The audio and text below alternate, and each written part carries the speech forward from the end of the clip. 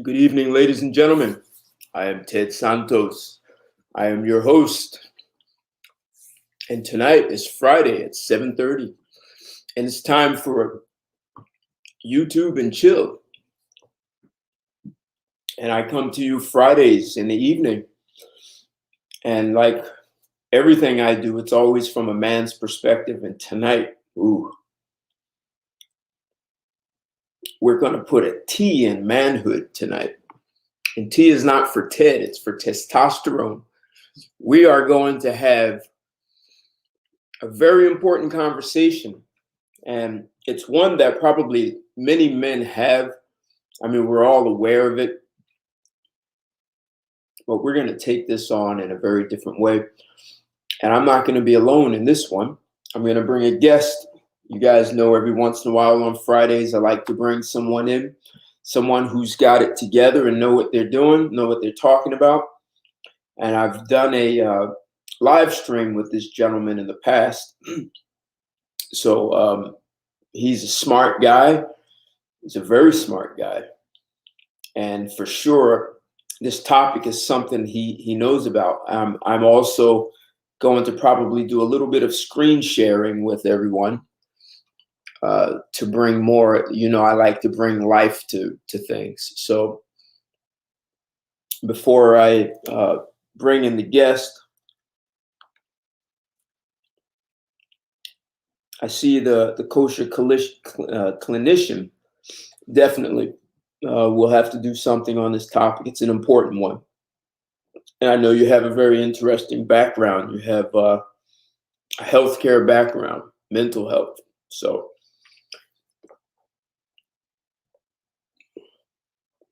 hey, Damien, thanks a lot. Hey, how you doing? Thanks for being in the house, man. Thank you. So I wrote just a little bit about this. And we all know testosterone is it's a hormone.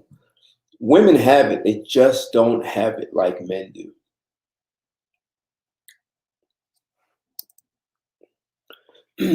And testosterone, it's almost like this potion, this elixir. And what it does for a man is phenomenal. What happens to a man when his testosterone decreases, it's very interesting. So you want to be on top of your mental health, your physical health, your hormonal health. They say, and my guest, he'll straighten me out if I'm off track. But I understand we hit our peak with testosterone at 19, and at 30 it starts to diminish. So what do you do? What are the consequences if you don't do something about it? And can you increase it, once you go on a decline? What are the things you can do? So we're going to talk about consequences of decreasing testosterone from a health care, from physical health, from mental health. And we'll talk about the things that you can do to turn that around and how important it is. It really is a huge part of your manhood. So let me bring in my guest. I want a few more people to come in here. Like the video, smash that, thumbs up, smash it when you come in, so we can get caught in YouTube's algorithms, so we can get more people to come in. Share this video because this is going to be an important one. You guys know me. I'm always speaking about life, love, relationships, business, social challenges, and always taking it from a man's perspective. And sometimes, I can get politically incorrect. I take topics off, let's say, the beaten path, even if it's a common topic that everyone speaks about. I'm going to take a counterintuitive and sometimes a provocative perspective on a topic.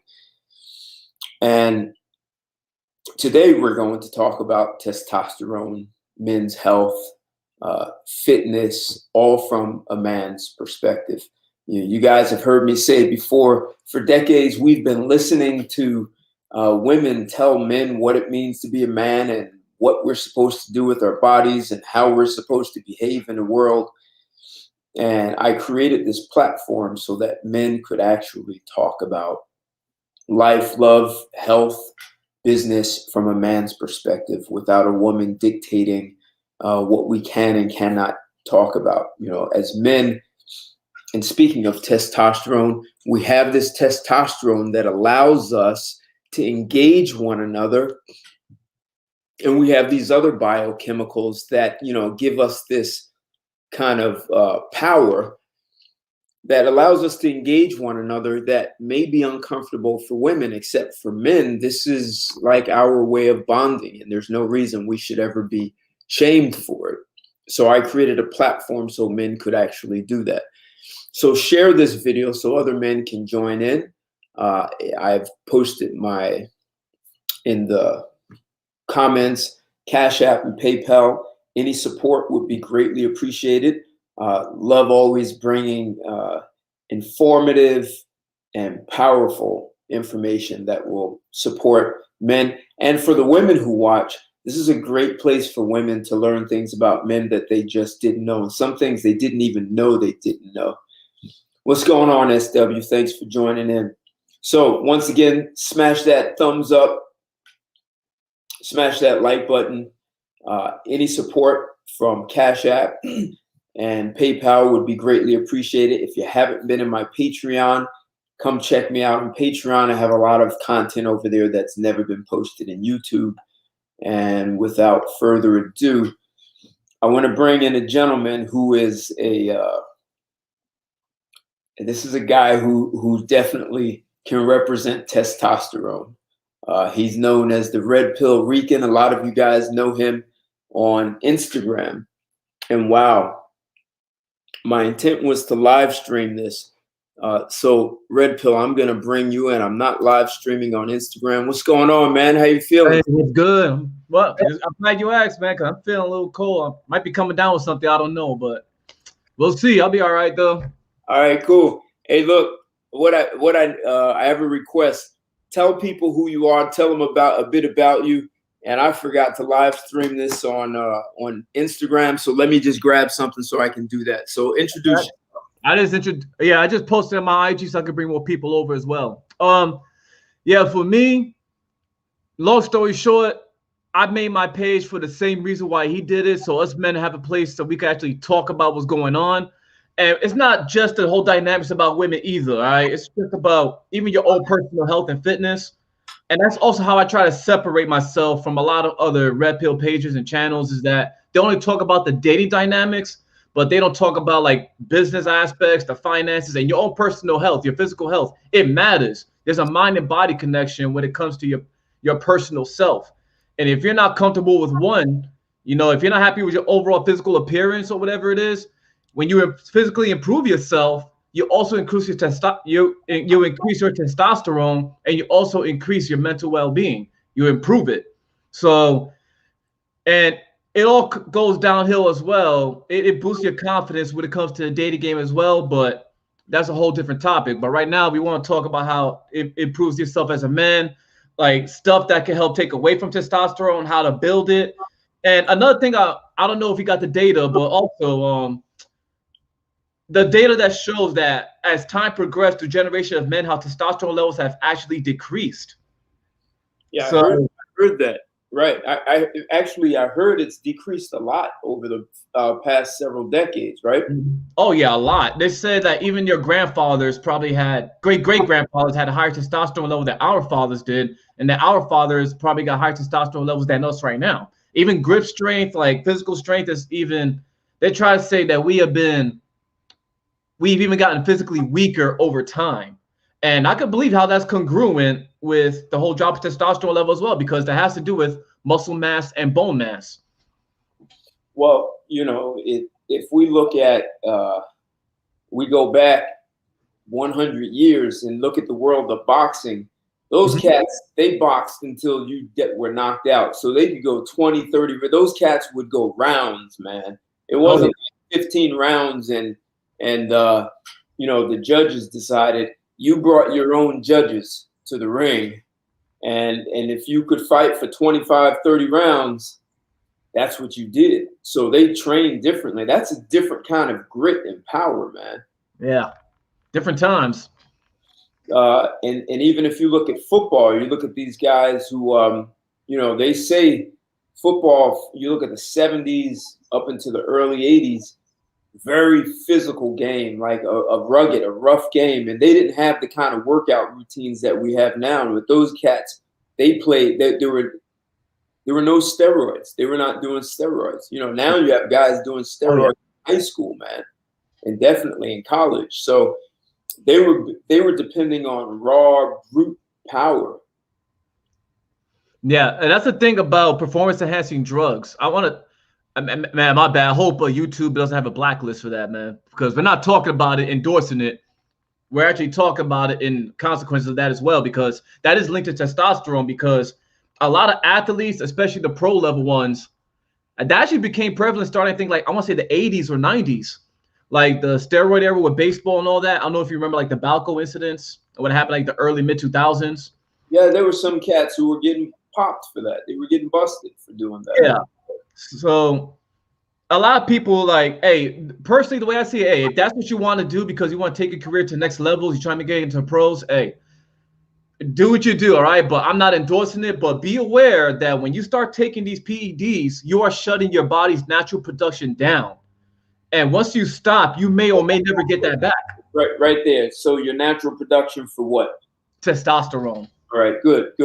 So when you say shut it down, because your body, yeah. You exaggerating, or are you saying it? No, it'll shut down. But I mean, it depends on everyone's body. I mean, everyone's body reacts differently because for another thing about me, I used to serve in the Army before, and there were a lot of people who would take performance enhancing drugs. So there were people where they weren't all that impressive, but taking them. But then you got those because they got good genetics and they're taking the drugs. They're huge. Right. So it affects people differently. And we actually had people where before they made them illegal, it was called pro hormones. It was called guerrilla warfare. Some people, they just stopped cold turkey and nothing happened. But one guy actually started developing breast, developing milk and everything. I'm like, how is that? Like it affected one guy, but not the other, because he didn't take the full cycle or nothing. He just stopped cold turkey. Right. So it may have really impeded or stopped his production of testosterone, which then, because men have estrogen, just not as much as women. So if you stop your testosterone, then the estrogen, I'm assuming for that guy, estrogen must have kicked in for him. Yeah, that's exactly what happens. I'm just mad because some people are just now finding out about the live. But you see, so when you take these performance enhancing drugs, it's one of those things where you can either take the risk and just stop, and then your body shuts down and hope it comes back, or just stay on it for the long term. But a very famous bodybuilder, which I'm sure a lot of people have heard of, Piana. I don't know if you ever heard of him. No. He was a very open bodybuilder. His YouTube, I think, is still open. Basically, he was very open about his steroid use, like how it was affecting him. Like he knew he had an enlarged heart. He died eventually, and I can't remember if the autopsy was inconclusive, but he had an enlarged heart. Everything that could go wrong with steroid use was what happened, because your heart is a muscle. So, and basically that's the stuff that can happen. He even advises against taking. He's like, unless you're going to compete on a serious level with other bodybuilders, don't take it. All right. So especially if you're like 19, 20, like you said in the early part of your video, like your testosterone levels, they start peaking like late teens or in your early 20s. Right. There's really no need to take that stuff at all. Exactly. So like you got when you're 16, you do one push-up and you swell up, you know? Yeah, you get in shape. I also put it this way, you could eat foods that you cannot get away with, like me, for example. Stuff that I used to eat back then, I can't get away with that now. So right. I have to really watch what I eat. My training has to be different.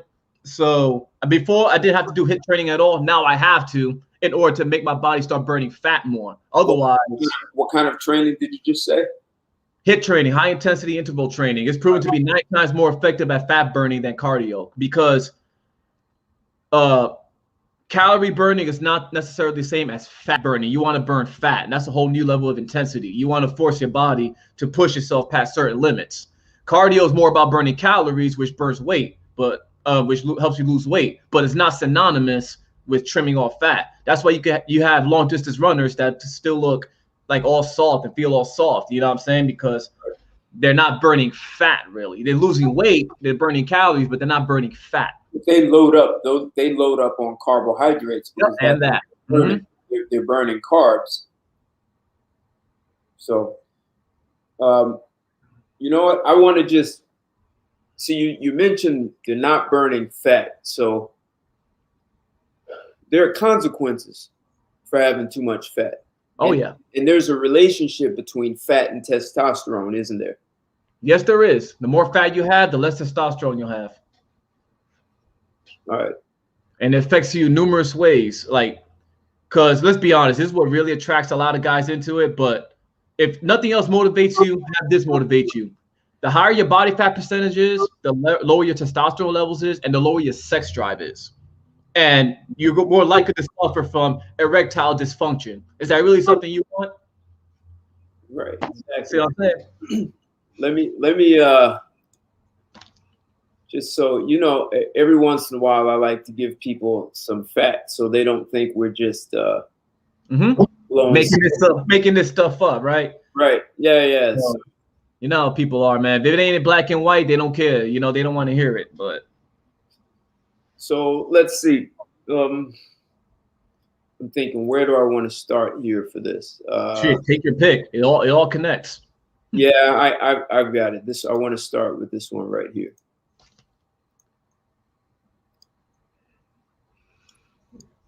Yeah. Okay.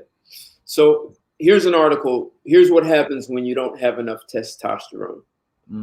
I mean, I'm not going to read it all because this guy's doing a little bit of an infomercial. So just what you just said, right? So this article is this is a medical doctor, Mark J. Kelly, MD. So you want to talk about someone who has credentials, and I see you guys jumping in Instagram. Thanks for joining, guys. So I've got an article. I'm sharing my screen. And just what you said, here's what the article starts with. Most men associate testosterone with sex drive and erectile dysfunction alone. But this male hormone plays a more significant role in your overall health. And when you don't have enough, you can develop specific signs of testosterone deficiency. Santa Monica urologist Mark J. Kelly, MD, and our medical staff can identify the signs of low testosterone and help restore balance to your hormones. Find out how healthy testosterone levels can improve your health and revitalize your body. So here's understanding testosterone. Yep. Testosterone controls sexual development and reproduction. As you go through puberty, this male sex hormone triggers specific physical changes, including facial and body hair growth, maturing sex organs, and the production of sperm, deepening voice. In addition to your sexual development, testosterone plays a role in your bone and muscle growth and blood cell production, while also regulating your mood and energy levels, right? So these are all things that you've also already put on the table, Red Pill. So now we have an MD validating stuff you just said. So men of all ages can have low testosterone levels, also known as low T, including 30% of overweight men and 24.5% of those with diabetes, right? Yep. So there's a problem. Being overweight, what you just said, can really hurt your testosterone levels. And being overweight can lead to diabetes. And so you're getting a double whammy, right? So you're overweight, you're getting diabetes, which comes with all kinds of problems, and you're lowering your testosterone, which has erectile dysfunction, your ability to get it up as a man. A lot of men associate that with manhood. So why would you want to damage that part of your manhood? And it also says sperm production. It can make you infertile with low testosterone levels. You know how your sperm comes out really thick? That's a healthy sign of sperm. If it's liquidy and all that stuff, or it's very low amount, that means your testosterone levels are very low, and that's not good. Something is wrong. Interesting. So let's see what else they say. Men of I left off. Okay, but low testosterone starts becoming more common by the time you reach 30. So 30 is young. I mean, very young. There are people pro athletes hitting their peak at 30. So that's still young. What were you going to say? No, I was going to say like something I wanted to do though, because they won't let me get my testosterone levels checked unless I have a good reason. So I got to find somewhere to pay out of pocket, but I don't have the paper proof on me. I'm sure I have it buried away somewhere, but I remember when I got my test levels tested around, I want to say 2014 to 2015. So I want to say I was like 28 or 29, and my testosterone levels were at 998, which is very high, especially for that age. Right. And the normal testosterone levels are between 300 to 700 deciliters. I think that's how it's measured. Right. So I was way above that, yeah. And it's so much that the doctor thought I was taking performance-enhancing drugs. I'm like, I'm fit, but I'm not huge. I'm not taking anything, like back then, you know what I'm saying? And I wasn't that big back then, but it was like I just ate healthy. I did a lot of working out. So I think it's a lot of it is physically subjective, because this goes back to what I said about how some people's bodies, they receive and react to certain things differently. So for some people, like maybe their testosterone levels drop early, but for some it takes later, because because like you said, usually you peak out like around like 19 or sometimes your early 20s, but my test levels were higher than your typical, your teenager. Yeah, but that's your lifestyle, alcohol, smoking. Exactly, lifestyle, diet, and they're doing averages. So some people are going to be way above, and some are low. Hell, I just finished working on building testosterone before going live here. So I was in the gym, and there's a guy in the gym. I don't know how old he is, but I've seen him around for at least 5 years. And his voice is really high pitched, and no matter what he lifts, he just doesn't get big. So I'm assuming his testosterone levels are very low. Or his androgen receptors are messed up, in which case he's going to need to have that stuff. He's probably going to need TRT, which is testosterone replacement therapy. So some guys, they can't help it because of medical conditions like that. Like if you have bad receptors, no amount of nutrition or working out is going to help you. So I don't know what his issue was. And frankly speaking, I'm not a doctor, so it's none of my business. But stuff like that, you're going to need some help, medically. Yeah. But you can see a little bit of a difference, but just for the amount, I've seen guys come in the gym and in 5 years they were unrecognizable because, they were dedicated and they built great mass. But some guy, this guy I'm speaking of is the only person I've ever seen who just never built any mass at all. How was his eating habits? Do you have any idea? I don't know him, but his voice is really high pitched too. Like he's got a really high pitched voice. Yeah, he probably one of those people that, his testosterone levels, unless it's the issue I spoke about with the receptors, his testosterone levels are very low there, man. Because a high pitched voice, that is synonymous with feminine characteristics as well. So yeah, but he doesn't come off as feminine like that. It's just like that's his natural voice. Really? Yeah. It's just his natural. Like if you asked him to like put some bass in it, like I don't think he could find it. Gotcha. That's like Ronnie Coleman. You know who Ronnie Coleman is? Yeah. Yeah, he's a big dude, but he was like very high pitched, man. Yeah. Obviously, he ain't natural. I mean, come on, like who's he fooling? But right. let me drop a little bit more of this article. So they say, but low testosterone starts becoming more common by the time you reach 30. That's typically when your body begins making less of this hormone. Age-related changes in testosterone are called andropause, right? That's not what you said, is it? Wait, I'm trying to follow. Right. They said age-related changes in testosterone are called andropause, sometimes referred to as male menopause. So I haven't mentioned that. Well, I spoke about the androgen receptors, which is right. You said androgen receptors. Yeah. Right. Oh, therapy treatment comes up right here. But all right, yeah, go ahead. In most cases, declining levels of testosterone start causing a variety of symptoms when you're 40 to 60 years old. Recognizing the signs of low testosterone when your body starts producing less testosterone, it's common to notice lower sex drive and difficulty getting or maintaining an erection. Someone put in a chat that he doesn't have that problem, so that means your testosterone is fine, man. I saw you, PJ.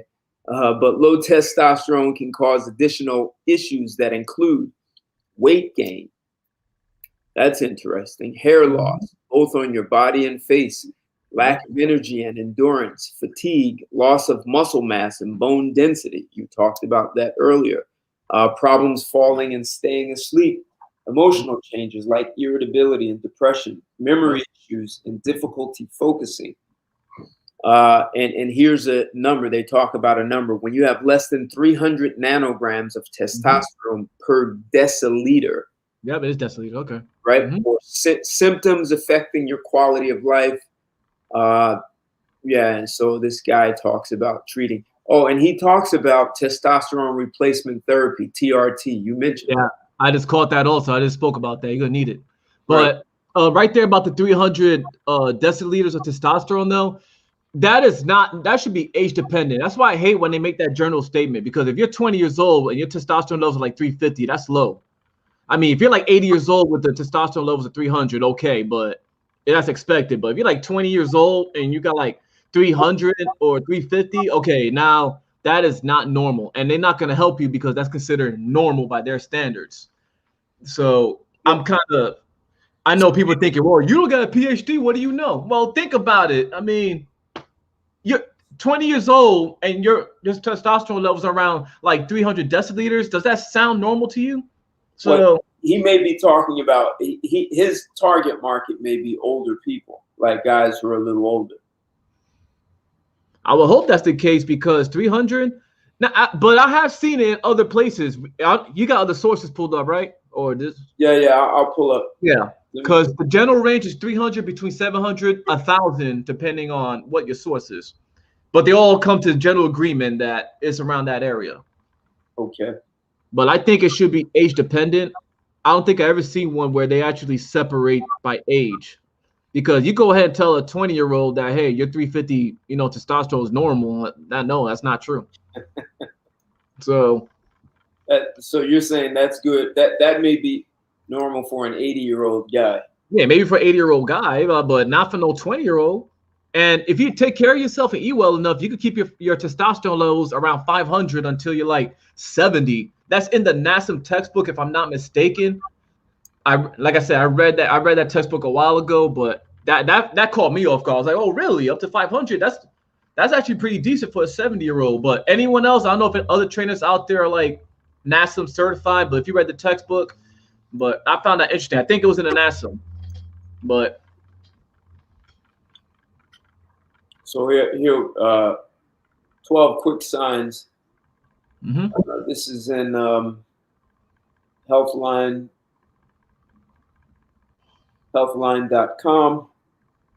written by Brian Wallace, and it was reviewed by Alana Biggers. So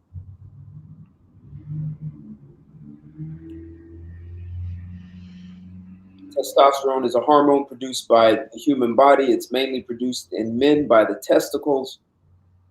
Testosterone affects a man's appearance and sexual development. It stimulates sperm production as well as a man's sex drive.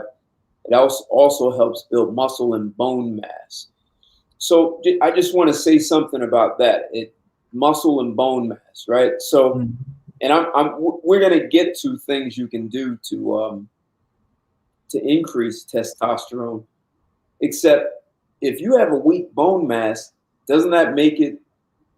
Could that create problems for you if you're exercising, if your bone mass is weak? Definitely. What you need to do if you got like low bone mass or the osteoporosis or the early stages of it, what you need to do is more weight bearing exercises, because your bones are living tissue. Right. What's it called? Because there are 3 different types of bone cells. It's osteo. I know it's gonna sound like a biology class right now, but osteocytes are actually responsible for maintaining the bone mass. Then you got the osteoblasts, which are responsible for building that bone tissue. Then you got the osteoclasts, which are responsible for tearing it down. So, in order to increase the bone production, you need to do some weight bearing exercises like running, like do some light running, walk on the treadmill, start off with that. Do some weight training, start off light. That way, it starts. You have to train your body to that point, which is why I tell people that muscle conditioning is very important, because you got guys, they go to the gym. The first thing they want to do is lift as heavy as they can. I'm like, you can't do that. Start off with lightweight, work on your muscle imbalances, because everyone has them. In other words, one side more dominant than the other, or one side stronger than the other. You need to fix that. You need to work on balance. Otherwise, your form's going to be messed up. Because let's say you're doing squats, but your right side is weaker than your left. You're going to have that slight tilt going down when you're doing your squats, and that's not good for the joints. So why don't you make a comment about, so here's how I work out. So 1 week, like this week, every day I train hard. Like I push, I get good reps, 8 to 10 reps with the maximum weight I can do for 8 to 10 reps, anywhere from 4 to 6 sets. Next week, I go lightweight, but I'm doing technique. All I'm doing is technique training. So even when the gyms closed for the pandemic, and my first day back in September, I came in light, and all I did was get my technique back. Mm-hmm. And so you're saying something important, and I think a lot of people overlook the importance of having the proper technique when you train, because you can get hurt is sort of what you're getting at, right? So knowing how, having someone like you who can train them and teach them the proper technique, it's actually, and I'll shut up after this, is that it seems more important to know how to do the exercise right than to be able to do a lot of weight. Yep, and that's why you see a lot of the golden age bodybuilders, especially, they have all these joint issues now. I mean, I don't know how many of you actually saw a pumping. It's called pumping iron? Arnold Schwarzenegger, Lou Ferrigno. Yeah, like their forms was terrible, man. And that's why later on they have all these joint issues. It's just years of moving your body in a way that it wasn't meant to be moving. Right. But I'm a little guilty of it, because I notice when I squat, I go deeper than I have to go, and it causes flexion in the lumbar spine. Now, a little bit of flexion in the lumbar spine is okay, because you need it to come out of the hole for the squats, but not so much. And with heavy weight, lucky for me that I was doing moderate weight with that.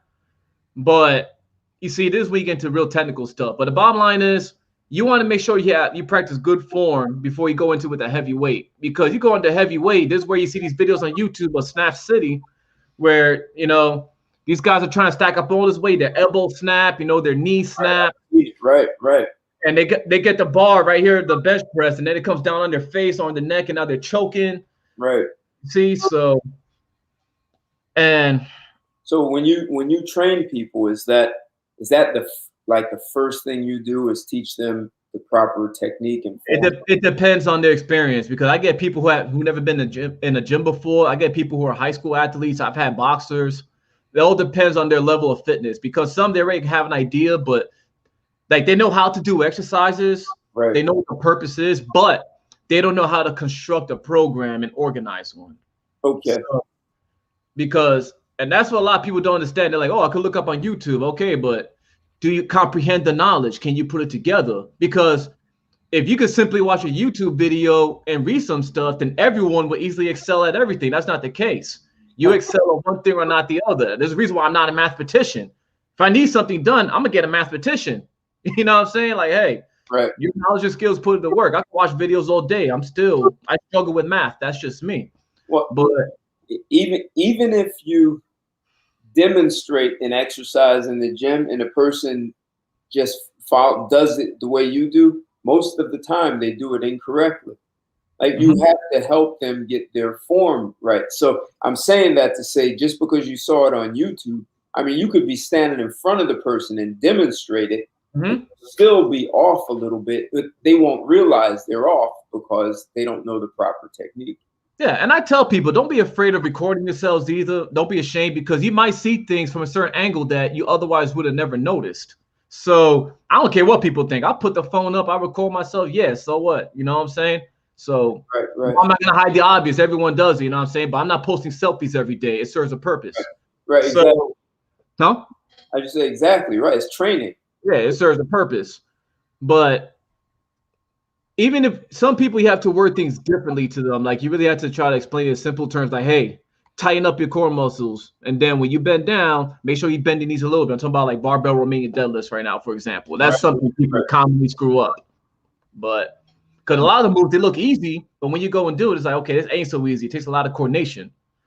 But Actually, I wouldn't do deadlifts until I had the proper technique. I just wouldn't even do them.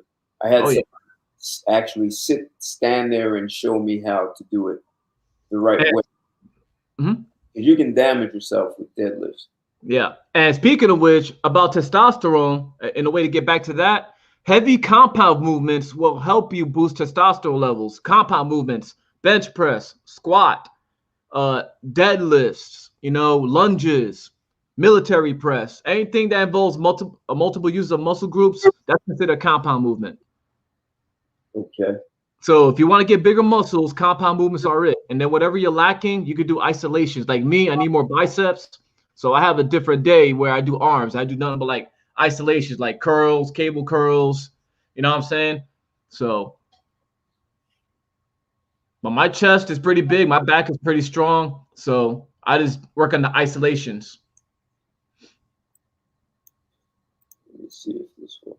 Here they're validating something you said. A normal range for testosterone is typically 300 to 1,000 nanograms per deciliter, according to the FDA, Food and Drug Administration.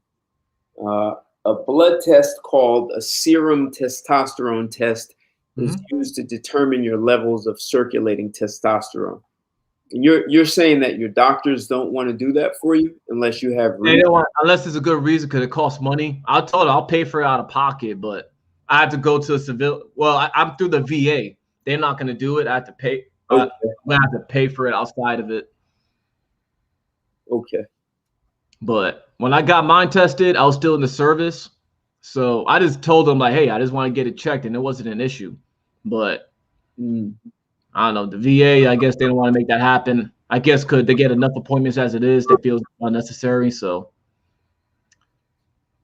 here are 12. We'll run through these 12. So some ways as a guy, regardless of your age, some of the ways to know that your testosterone levels are off is low sex drive, difficulty with erection, and humiliating stuff. Here are some things that can affect your testosterone levels: diabetes, thyroid problems, high blood pressure, high cholesterol, smoking, alcohol use, depression, stress, anxiety. All things that can affect your ability to have an erection. Marriage. I'm serious. You see stress and anxiety there. The first thing I thought is marriage, and it's true. Even on the chemical level, just marriage itself, once you go monogamous, it does lower your testosterone level, because the way it sees it, you're not in competition mode anymore. So it drops your testosterone. Even if you have kids.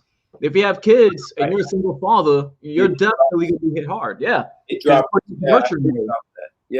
Yeah, interesting. Right. You're not as competitive. Right. Yeah. And if you're holding your kids, even that's a form of nurturing. Even that has some kind of chemical reaction to where it can drop your testosterone levels. Well, so now I'm going to be technical too. So you probably heard oxytocin is the bonding chemical, right? Mm-hmm. Women have a lot of it.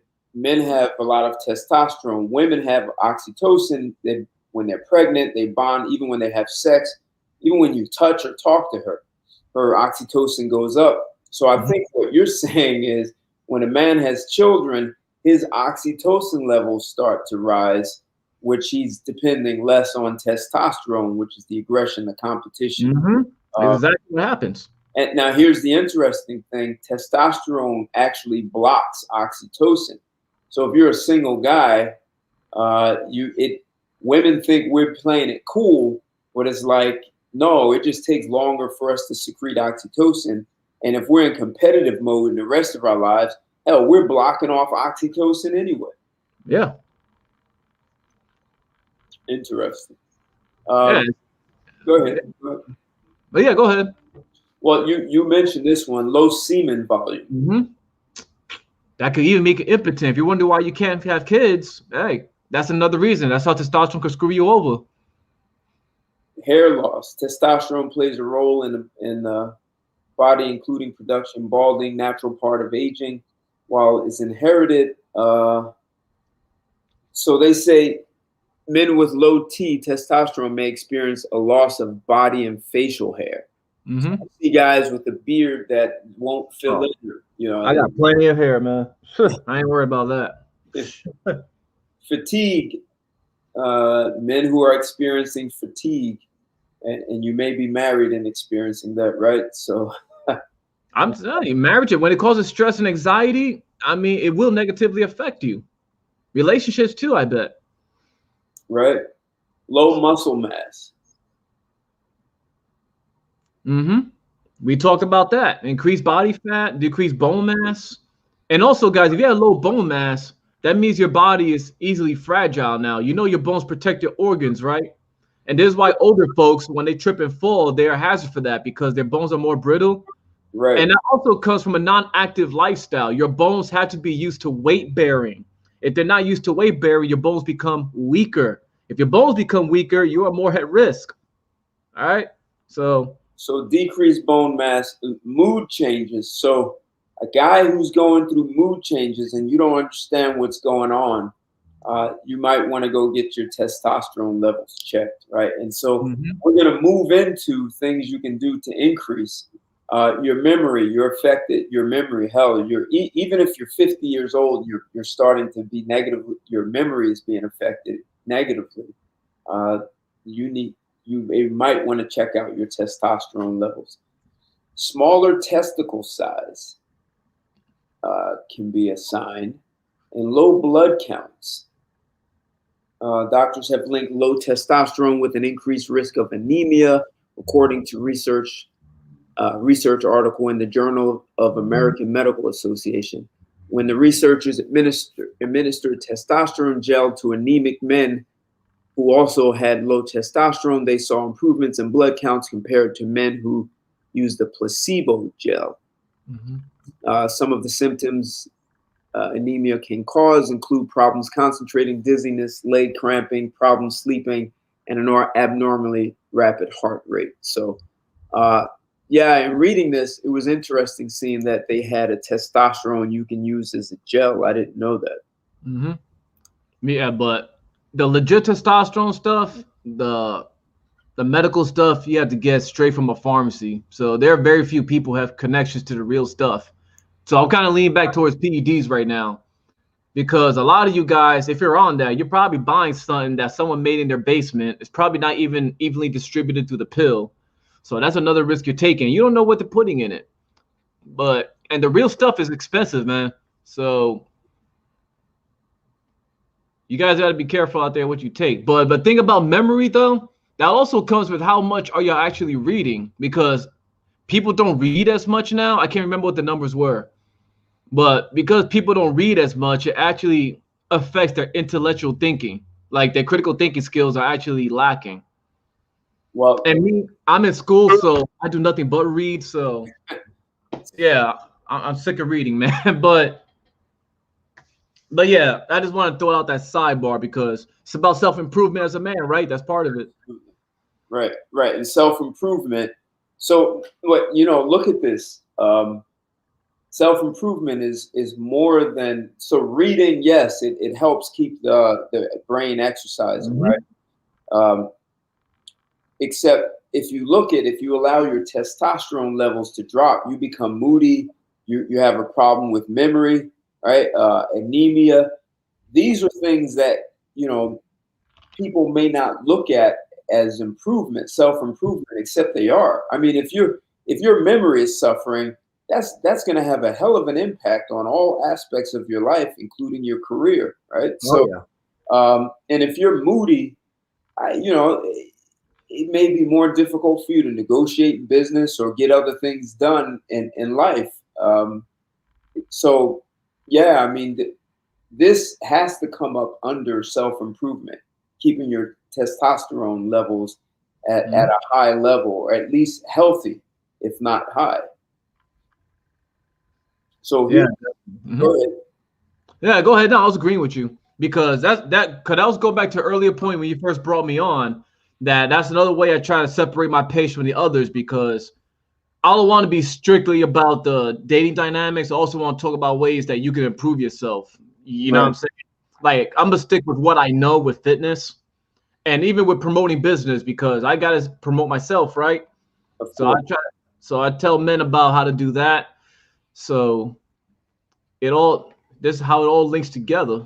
But Right. I mean, so yeah, and I mean, this is showing that the mind and the body work as one. So if you're out looking to improve yourself and you're not taking care of yourself physically, and we'll talk about that. You've already mentioned weight training, but we'll talk about some other things. We'll even talk about some foods that can help with testosterone. Except, I think what we're really getting at is your mind and your body has to work as one, and part of a man's body includes the maintenance of your testosterone level. We don't hear that enough. We hear about all the things that women need to do in breast cancer and all this, but you don't hear a lot of publicity about men's health and how to keep your testosterone levels healthy. We're just kind of out there to figure it out on your own. And well, just I would say, just when you see, it's much more important than people realize, because it can affect every aspect of your life.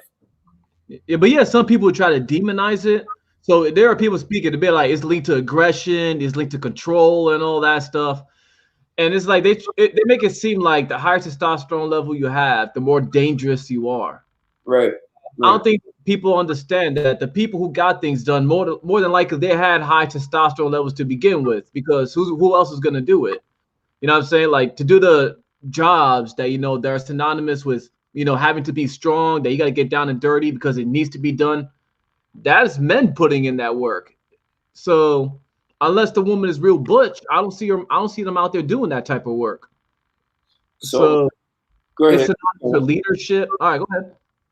Well, my uncle used to drive New Jersey Transit bus before they had power steering, and my uncle was ripped.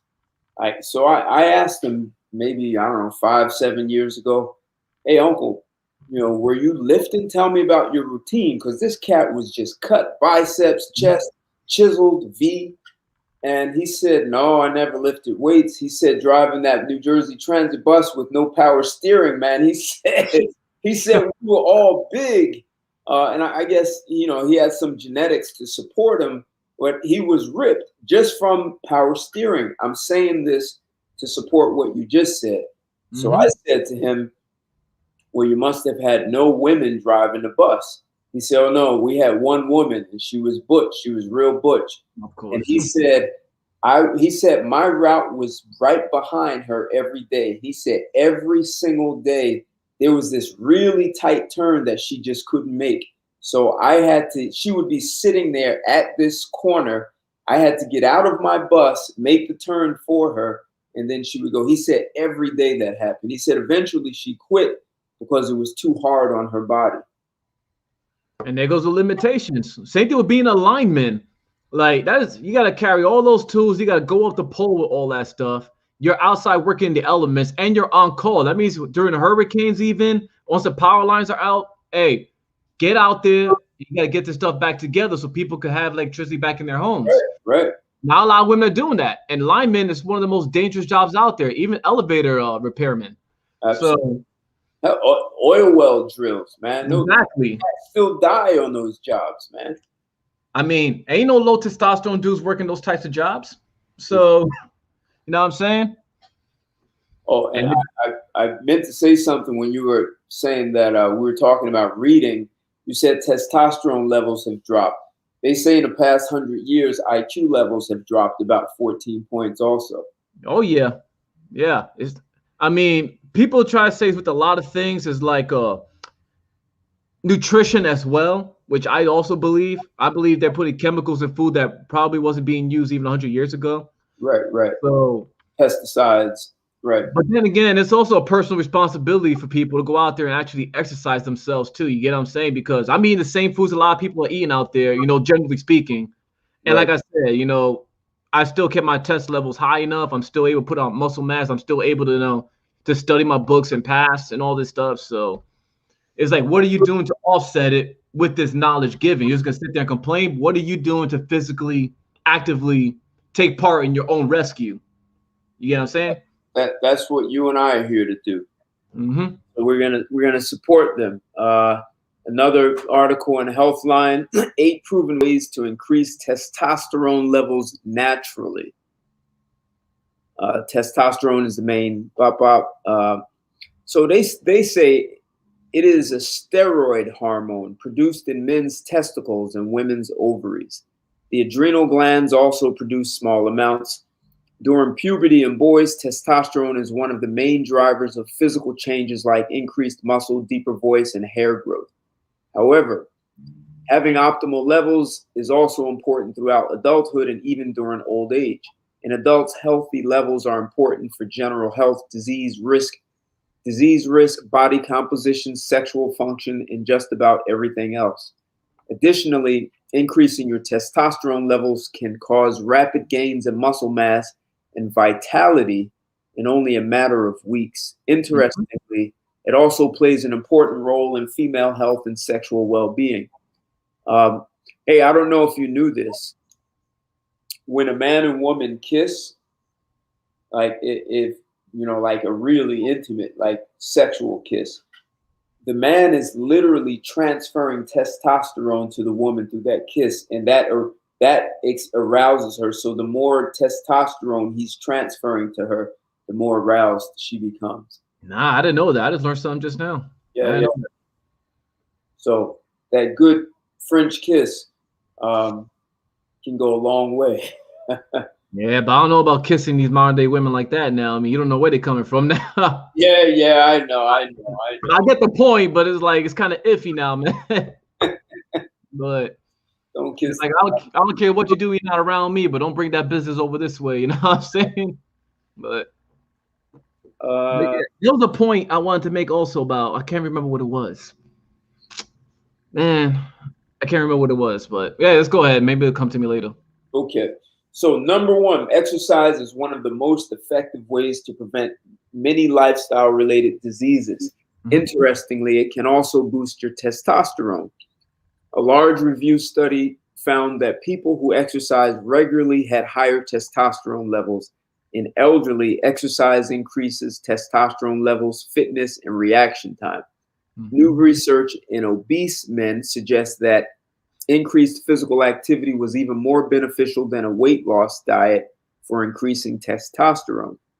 Our resistance training, such as weight lifting, is the best type of exercise to boost testosterone in both the short and long term. High intensity interval training, that's what you talked about, can also be very effective, although all types of exercise should work to some extent. Taking caffeine and creatine monohydrate as supplements may further boost your levels when combined with training programs. Now I want to say something about that. They should have said black coffee, because if you make coffee and throw those sugary creamers in there, that's not healthy. Black coffee. All right, that has to be emphasized. And that was the point I wanted to make about females also with testosterone. For any female viewers you may have that are into this, You can never be built like a man, all right? Because your testosterone levels are already low. You're not gonna look like me or any other jack guy out there in the gym. That is impossible because a lot of women get discouraged from working out for that reason. But they don't understand that that is physiologically impossible. You could be fit and strong and still have a feminine look. Well, unless they take steroids. Unless they take steroids, because you got some female bodybuilders out there that are considering themselves natural when they're obviously not. I mean, their deltoids are huge as hell with the 3D look. Absolutely. Like, come on, and that discourages women, from working out because I don't want to look like that. And it's like, well, you're not natural. Exactly. Right. It's their diet and steroid intake would have to increase to have that kind of body. So, I lived with a woman 5 years, and during that, I'd say 4.5 of the 5 years, we worked out every day. And she's very feminine, 5'4.5", 108 pounds. And just she had, her waist was about 22 inches, from working out. And she wasn't a skinny girl because she had breasts and a butt and nice shaped legs. Proportioned. She never became like masculine in her look. She was just tight. You could see her posture, she's wearing heels, how a woman's posture is very sexy. Never became masculine ever. She may have had some cut and some abs, but never ever became masculine because the diet and even working out, it didn't matter. She did everything that I did and never became built like I was. Because there's a limit that women cannot, there's a limit that women have when it comes to fitness, and ours, because of testosterone, is way higher. That's what separates us from them. And they have the estrogen, which I think it impedes testosterone's ability. So are you familiar with a biochemical called vasopressin? Vasopressin, no. Oh man, when vasopressin binds with testosterone, it's like putting nitrous in your car, man. It lights up the testosterone. I never heard of it. Yeah, it's a very, it binds with other biochemicals in our body, but here's how important vasopressin is. Women have little to none of it. However, they've checked when girls are in the womb and have an abnormally high levels of vasopressin, those girls have some behaviors like boys, but boys fight 20 times more than girls. Yeah. These girls with too much vasopressin, the one thing that they don't really like, they don't like the fairy tale stories. They like stories like little boys, action and adventure. Right? Tomboys, pretty much. Yeah, exactly. These are your tomboys. But here's the deal. They say a lot of those women who have too much vasopressin, they become drug addicts, alcoholics, prostitutes, criminals. It's like their body can't contain it. It's just not natural for them. It's not built for them, yeah. Exactly. And they're not built for it, I should say. Their mind can't contain it. And they become like these misfits. I believe it. I mean, it makes sense. It's like, this is why I say that. I mean, I don't want to say something that YouTube's algorithm is going to catch, even though we're actually kicking fast. But this is why men and women are not the same on a biological and even a psychological level. We have too many differences that people try to argue against, and I don't understand why. It's not like it's a bad thing. It's just, hey, I was made for this and you were made for that. It's as simple as that. So stop trying to tell us how to behave and what we need to be doing. You know what I'm saying? Like, play your position and we'll play our position. Exactly. You know what I'm saying? It's supposed to be complementary, not combative, not a versus, you know what I'm saying? But you got people that want to fight against nature and the system, and they mess it up for everybody. And we get what we see now with the low testosterone, low IQ levels, because nothing is the way it should be. Well, and look what I just told you. When women have too much vasopressin, look that they can't function. They can't function. That they become drug addicts and alcoholics and criminals, prostitutes, problem children. That's not. You're gonna tell me that's just natural? You want all women like that? So, for men, when that vasopressin binds with testosterone, it supports us taking more risks and being more competitive. It works in our favor. It even helps us collaborate with other men. That's why we can go out and do these dangerous jobs and work together, or get on the football team, and that's a high impact, very aggressive sport. Yet we still have collaboration. Yeah. Amongst us, so we can. It's so. And here was the other thing that they noticed. They looked at 10-year-old boys, and I know we're a little bit off topic now, but 10-year-old boys are 20 times more likely to fight than 10-year-old girls, right? And they physically fight. The 10-year-old girls generally use words and they put one another down. But here was the deal. At lunchtime, the 10-year-old boys were sitting at the same table, joking and laughing together with other boys. And the 10-year-old girls who fought, they could not even talk anymore. In fact, the girl who won was using the other girls to continue to bully them. So boys can fight, slug it out, and have a beer or sit down and have lunch, right? And become best friends. And like nothing happened. Yeah. Girls, so we're not equal in that regard. That's why even in business, men can get in a boardroom or anywhere and yell and scream at one another and then say, okay, now let's do the job. Yeah, be civil because there's a job to do. You know what I'm saying? Yeah. Right. So I think a lot of people can relate. I mean, typically, like even in high school, I mean, who hasn't had fights in high school, right? Exactly. And then, especially if you had a job with all men, like you're in the service, you had some fight and it'll get over. That's it. The next day, like, all right, hey, we got to get this done. Or, hey, what's up, man? What's good with you? And that's it. It's like nothing happened. Right. That goes back. I don't know if you remember the Gillette commercial that they made about toxic masculinity that really hurt their pockets. I think they lost $80 billion. I could be wrong with the number, but. Yeah, I heard. I never saw it. And then people start coming up with stuff about the bullying, about how women bully just as much, if not more, than men. They just do it differently and actually causes more harm, than it does with the physical for that reason you just stated. Exactly. You know what I'm saying? So it's like, I don't know. It's one of those things where you go woke, you go broke. And they learned that, like, why would you make that against your target audience and you're not even discussing the other side of things? But exactly. That's how I say, if you have a target audience, like if you're targeting men, you're promoting to them, at least bring up the other side of it so that you're not alienating. That's just common sense 101 and business. You know what I'm saying? Why do you think we're here? Exactly. So if no one else will do it, we'll do it. Yep. And there's a risk too, what we're taking. So a lot of people don't understand that. We speak a lot of unpopular truths. I mean, I had a post taken down this morning from September, but are you serious? I'm very serious. I got hit with a strike. I'm like, what? I posted on September 20th. I wish I took a snapshot of it. I was like, whatever, but I just let it go. I don't feel like arguing the system because I know the fix for New York, he had his whole Instagram, original one, taken down, and he's still fighting to get that back. Wow. But yeah. About the nutrition, yeah, we got kind of sidetracked. I mean, it was relevant, but kind of sidetracked.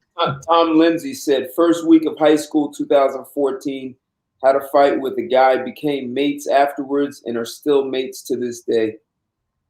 That's just part of it, huh? Perfect example. Yep. Good. Thanks for sharing that, Tom. That's a perfect example. So we're still talking about, this is the article talking about 8 proven ways to increase testosterone levels naturally. The first one was exercise and lifting weights. High intensity training was also what it's saying. Lifting weights is the best. Second way to do it is eat protein, fats, and carbs. When you eat, what you eat has a major impact on testosterone as well as other hormone levels. Therefore, you must pay attention to your long-term calorie intake and diet strategy. Constant dieting and overeating may disrupt your testosterone levels. Interesting. Huh? You want to talk about that? Yeah, it may be talking about fad diets, for example, like the constant dieting, because some people follow what's called the keto diet. I don't know if you're familiar with it, but I've heard of, yeah, that's like a no carb. Is it zero carbs or something? Yeah, it's not sustainable at all, for one.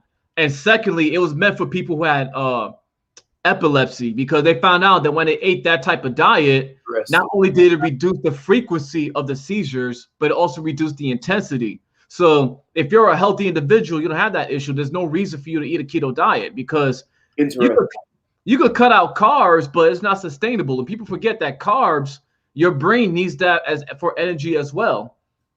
So people think it's just for your whole body. No, your brain needs that too. That's why the vast majority of your diet should come from carbs.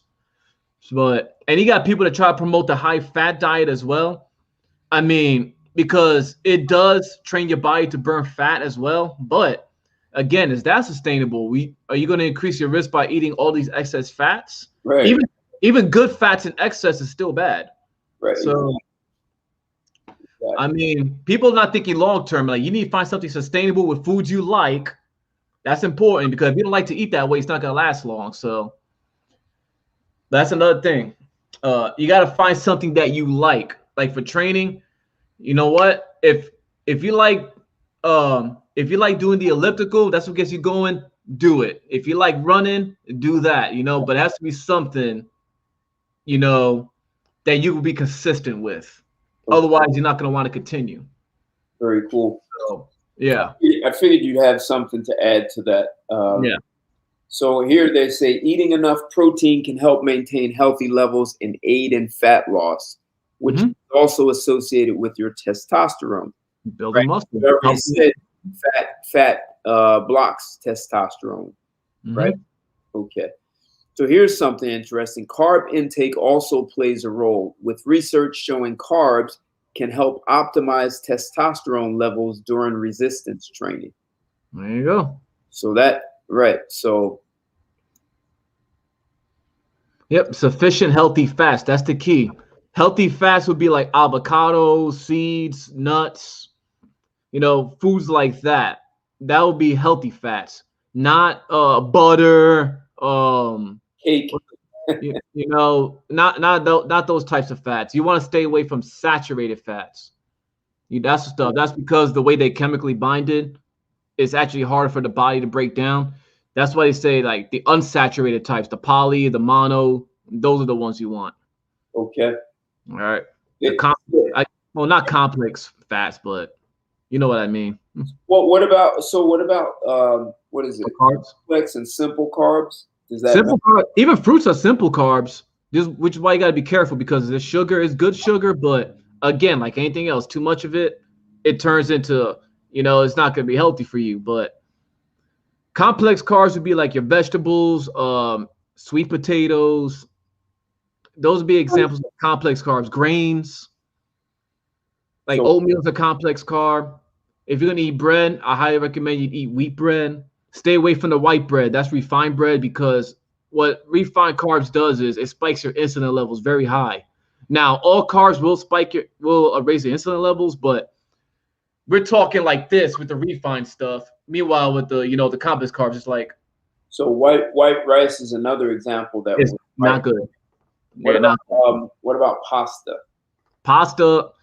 People do that before running marathons or even before training legs, because legs take a lot of energy. It's the hardest muscle group to work. Right. But anything in moderation, because that's still refined. I mean, what about potatoes? Tomatoes? No, potatoes. White potatoes. Sweet potatoes. No, just regular white potatoes, or the red potatoes. Moderation. Okay. I'll definitely say with that, because you want to be careful, because the starches, they do fill you up quickly, but I would say definitely sweet potatoes, yams, stuff like that would be the way to go, the best way to go. Go ahead. What about the fats in eggs? Are they good fats? Right. You're talking about like the egg yolk? Well, you need to eat the egg yolk anyway, because there's vitamin D in the egg yolk. And vitamin D is very hard to get. In fact, even I'm still vitamin D deficient regardless. I'm actually prescribed medication for that as well, because you got to think about it. It also matters about where you live. If you live somewhere like London, where it's cloudy most of the time, you're not getting a whole lot of sun and vitamin D. All right. Right. Mushrooms have vitamin D in it as well, because vitamin D is not found in a whole lot of sources. So I would say go ahead and eat the fat from the eggs. So I don't see anything wrong with that. Of course, it's still animal fat, so you got to be careful with that. But I would definitely say go ahead and eat it. All right. Just because of the vitamin D that I mentioned. And plus, there's protein in it as well. Because once upon a time, I used to be that guy that would go ahead, like a boiled egg, just eat the white and throw away the egg yolk. And now I realized how foolish that was. I mean, like, I just throwing away all that vitamin D. But Interesting. So what else? They said, however, research demonstrates that sufficient healthy fats are also beneficial for testosterone and health. A diet based mainly on whole foods is best. With a healthy balance of fat, protein, and carbs, this can optimize both hormone levels and long-term health. And about the fats, what was it about again? What it said? Uh, Like about healthy fats, healthy fats and all that stuff. Yeah, you see, the thing is with that, how can I say this? Even red meats have fat in it, but again, that's something you want to eat like twice a week, and you need it for the iron reasons as well. So, just something to be mindful of. so I'm a vegetarian now for a long time. Vegetarian or vegan? Yeah, most people don't really understand what a vegan is. Yeah, big difference. Yeah, That's no animal products at all. no. Vegans is like it's almost like it's a club. It's you don't wear leather, you don't Yeah. eat anything made with. It's a whole nother. So I don't eat any animals. I eat no eggs. I drink no milk, and I eat no cheese. And I'm a vegetarian. That does not make me a vegan because I put butter on my pancakes. I eat honey. But vegans do not eat honey. Um, there are too many things that I would do. If I eat something that has like flour and it has eggs mixed in it, I would eat that. Vegans would eat that. So I don't qualify as a vegan. They are way more strict than I am. And that's what I mean. I think most people don't understand the extent to which a vegan is.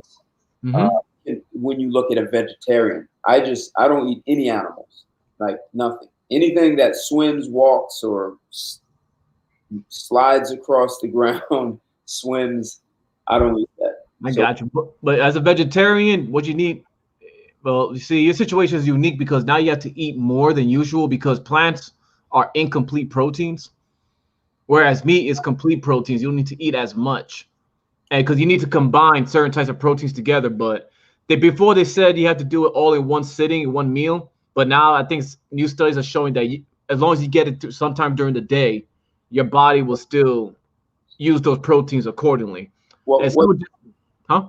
what I was going to say was when I did eat meat, um, and I trained hard, when I ate turkey, especially the dark meat, that was better than chicken and better than salmon or any other fish. It it gave me a lot of protein to still work out. Like I could feel the difference in eating turkey.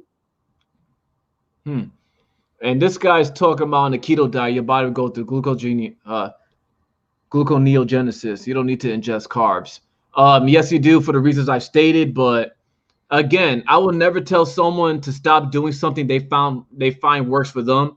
For example, the most you need to train a muscle group is like 3 times a week at most, the least twice a week for muscle growth. But hey, if you're getting good results working out every day, because believe it or not, there is a program called the Squat Everyday program, and people have noticed, yep, squat every day, and Wow. people have noticed increase in strength and size. But me, I tried it like years ago, and I think got to like week 2 or 3, I just couldn't take it no more. Like I gained strength, but then I just couldn't do it. So maybe it works for others, but it ain't gonna work for me. But Well, the keto diet is not necessary unless you absolutely have to do it. But hey, again, you do what works for you, man. well, hey, quick mods. What's that? Quick mods OBS. Do Mhm. you work out? Do you have a rigorous workout routine? Because that could make a difference, right? So if he's not working out, The way you train work makes a difference, yeah. right? If he's not training at all, then maybe he can get away with what he's saying. Well, people who typically follow keto diet, they're in the fitness scene. So I would say with 90% certainty he does. But Interesting. yeah, because I never heard someone who doesn't work out talk about the keto diet unless they had medical conditions, like I said. But I Okay. would say 90% certainty he does. But it would be interesting to see what type of training he does. Because me, like I vary mine. So it depends. But So, yeah, eat according to how you train. But yeah. yeah. I listen. I can feel the difference if I don't eat sufficiently. So, like I said, I'm a vegetarian. And sometimes there used to be this raw food place up in Harlem. The food is really good. Nothing is cooked. And I like going there sometimes. So I'd go on Saturday, and Sundays are always a hard day. I train hard on Sundays. And whenever I ate in this raw food place, I ate dinner there or lunch. The next day on Sunday, it was like I missed a meal. So like I eat religiously 3 times a day. If I miss a meal, I lose 3 pounds for one, and the next day it impacts my training. Like my body it's a void, it's missing. So I'll run out of energy or power. And I eat the raw food. It was part of my third meal of the day, but it couldn't hold me. It was unsustainable. Exactly. The kind of workout routine I did. So I'm responding to his keto, right? So I know raw food and keto is not the same, but I didn't have. I get the correlation you're talking about, though. Yeah. Sufficient carbs. It just was insufficient. It couldn't sustain me. And I tried it every single time I tried it. So I had to just back off. As much as I liked their food, it didn't support my workout lifestyle. And it's like with people who try to do the OMAD diet, which is 1 meal a day. I've tried that for about 2 or 3 weeks, and that's not sustainable either. I mean, I would sit down, all I could think about, I'm in the middle of class, the only thing I could think about is eating because I haven't ate all day. And basically with the 1 meal a day diet, you don't eat all day. You maybe drink, of course, you drink water or whatever. But there's only 1 hour of the day where you actually sit down and eat. And that to me just wasn't cutting it. So, yeah. To eat once. That means you had to eat a lot at once then. Yeah, yeah. And they try to point out some big names, some athletes of who actually follow the OMAD diet. And it's like, okay, how long have they been doing that for? Was it sustainable? Because I bet you they're not on it right now. But yeah, there's no way that's sustainable. So that's one of the things people got to be aware about in fitness is where you see popular names thrown behind a product. Like, you remember the elevation masks? No. It's like the mask people wear supposed to simulate you're on a mountain. I've never heard of that. You never seen that? It was a big thing, like the early 2010s. Like, basically, it's supposed to make you feel like you're training on a mountain. So that you're high in a mountain, you know how the air is thinner, so your body's going to adjust, like your blood cells. 4,000 feet above sea level, so I understand. Yeah. So that was the whole point, the elevation mask, hence the name. And you see, and they put MMA fighters, they show them like training with these masks on, these big names. But the science behind elevation mask, what they do is not supported, because if you want to have the benefits of training on a mountain, first off, you got to be living there 24/7. And secondly, it takes about 28 days or a month roughly for your body to adjust, to acclimatize to that type of environment. Wearing an elevation mask 1 to 2 hours a day is not going to do anything for you. If anything, you're causing more harm than good, because you're depriving your blood of oxygen that they're typically used to. That's not how you train. Right. There's a lot of marketing gimmicks in fitness that people don't get.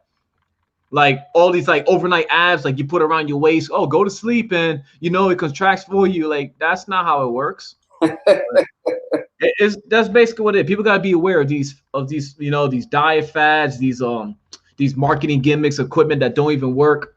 So interesting. Yeah, I'm not surprised, man. That was a big thing in the early 2010s. No, like, if I heard of it, it's out of my mind. I ignored it because I lived in Costa Rica for a little bit, so I know what it's like to live 24/7 for more than 30 days and at over 6,000 feet above sea level. Mm-hmm. So, and I ran every day, maybe about 2.5 miles every day at that elevation. And it was interesting because I met a woman who said she wanted to go to Chiripo. It's the highest point. It's in Costa Rica. It's the highest point in Central America. It's a little over 12,000 feet. So I had been running at 6,500 feet every day and living there for more than a month. So when she and I went to 12,000 feet, she had altitude sickness. And I ran up. I was running up. It was. I never felt any difference. Exactly. You got to because your body climatized, it adapted to that. Exactly. Right. I had been training at 6,000 feet, so another 6,000 feet just had no impact on me at Mm-hmm. all because I was already accustomed to altitude. Exactly. And that's how the body works. And there have been people who've actually been cheating that way. It's called blood. I can't remember the name of it, but it's basically where I forgot how it works, but basically what they did is they take some red blood cells of theirs, they freeze them, and then they put it back into their bodies. And it's like their body temporarily makes more red blood cells, which means more oxygen for their competition. Interesting. I forgot what it's called, but a few people gotten suspended for that because they're like, how you get all these blood cells when you haven't been, in such a place for X amount of time? And that's how people been getting busted. Because it's a cheat code, basically. Like, you didn't train that way, so where does this come from? Well, But they should just go to a high altitude and train for 30 days. That solves it. oh, and I'm glad you brought. That's why I wanted to bring up also about cardio. It's also been shown that running at least more than 40 miles a week, it can actually hurt your testosterone levels as well. So even for running, there's a limit. Right. All right, guys.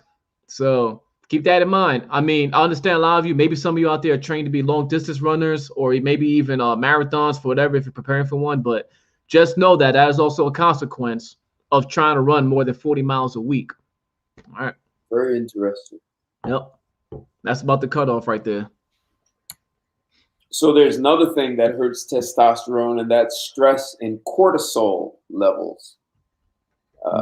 Research is always highlighting the dangers of long-term stress, which can elevate levels of hormone cortisol.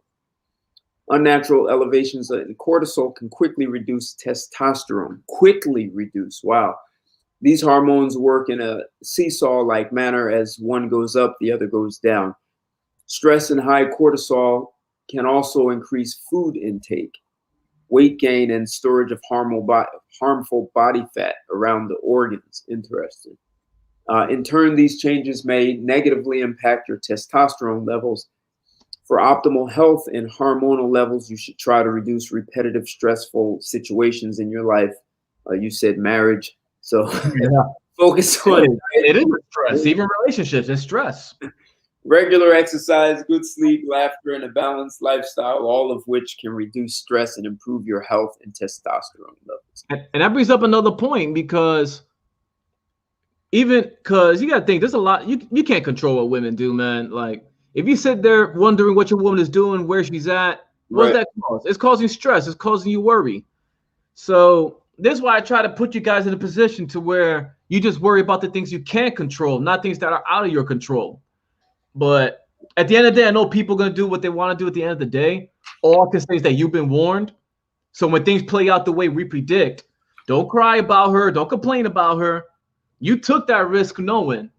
So just take the L and learn from it. All right? And I would say most women don't care about being an asset to a man. They don't. They care if you're an asset. What are you doing for them? But they don't think about what can I do for you? Right. To reduce that stress, to make life easier. This show is definitely not about relationships, but I asked in several different places, I asked women a question. I said, all around the world, every civilization has been built by men. And you women think just the guys who lay bricks and lay pavement for roads are the ones who build civilization. No, because in order to lay bricks and cut down lumber and all that stuff, you have to create financial systems and you need accounting systems to make sure you're profitable, right? So you definitely need the manual labor. You need the guys working in the iron ore mines and the gold mines and the steel mills. But you also need people who create educational systems which allow you to continue perpetually have next generation of workers so you can not only build the civilization, maintain it, and protect it with the military. So it's an entire ecosystem of men that are building civilization that makes life easier for women. It makes it safer. So I ask women, understanding that men are building and doing this stuff to make sure you have a better life as a woman. And these men, you'll never meet the majority of them, yet they're working to make sure your life is better. So women, you understand that. What do women do to make life easier for men? And by comparison, we don't ask for much either. So it's like we're actually very simple, but for some reason, yeah, we're getting off topic with that one. But that But goes back to you. well, it's related to stress, and so if men are doing this to make, it's not just for women, it's for children, for men, but women are beneficiaries of men, Everything we do. right? Of all the things that we do. And ladies, what can you do to make life easier for all men? Like that would just we'd have a much better society. And you see, actually, I think was it my last video? No, the video before my last one.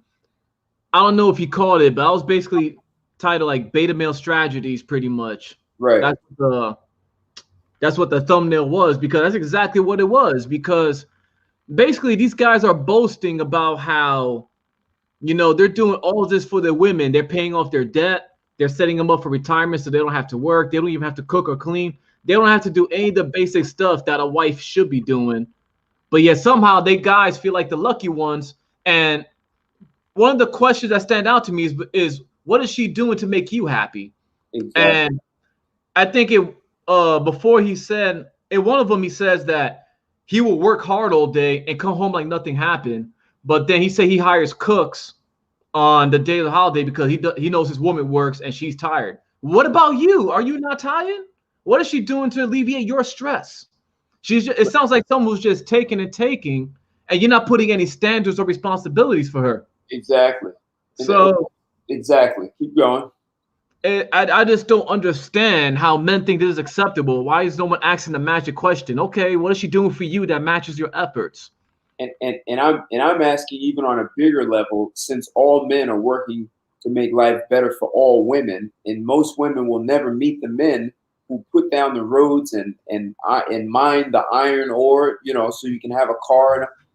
What do women just in general do to make life easier for men? Because that directly relates to minimizing stress and cortisol levels. Men could be more effective. I mean, you're supposed to come home and, your woman's supposed to be there, to make things easy for you. Like maybe get a bath running, a warm plate, massage, you know what I'm saying? But they don't even want to do that. They want you to come home and do that for them. And it's like, wait a minute, you've been home all day watching reruns of Ghost Adventures, Ghost Hunters, and you want me to fucking give you a massage and cook for you? Like, I really don't understand the logic. I really don't. I mean, one of the first things they'll do is they'll personally attack us, but they'll never address the issue. Like, okay, cool, I'm all this, but answer the question. You know what I'm saying? I'll even try to debate them about the name calling. All right, cool, great, I'm all that, but address the question, address the point at hand. What is she doing that is at least trying, to make his life easy? Exactly. All that stress, and that's why men die from stress like this. So and so I'm putting this in this section because it's a way for you and I to say to men, look, there's a way to handle women. You have a right to put demands and say, you have a responsibility to make life easier for me. Otherwise, I have to start asking, why am I even choosing you? Exactly. It's like when women say they need a rich man, but does a rich man need you? Exactly. I mean, that's a good question. They don't like to be challenged. I noticed that, but they don't. For decades, men have just gone to silence. So this, social media is yeah, the cancel culture. Where if you speak out, they want to start looking you up. Like, who are you? So I can get you fired and stuff. But so here's one you talked about a few minutes ago. Number 4: get some sun or take vitamin D supplement. Vitamin D is quickly becoming one of the world's most popular vitamins. Research has shown that it has various health benefits and may also work as a natural testosterone booster. Is that what you were getting at? Yeah, but I'm actually prescribed from the doctors, though, the one I got. Well, yeah, because you're probably deficient. Yeah. I'm always deficient with vitamin D, always have been. Too much indoors is our problem. Actually, even during my time in the service, when we spend a lot of our time outdoors out in training, I was still. But then again, you got to think about it, you're wearing clothes on top of that. Your clothes are blocking off the sun. So the only thing that's really exposed is my hands and my face. So that's not enough to absorb. But then again, you got to think as people, we were never meant to wear clothes either. So, I mean, so it's what it is. So vitamin D is definitely hard to get. So here's to your point. Despite its importance, nearly half of the U.S. population is deficient in vitamin D, and an even higher percentage is has suboptimal levels. A 12-month study found that supplementing with around 3,000 IU of vitamin D per day increased testosterone levels by around 25%. That could be a lot. Wow.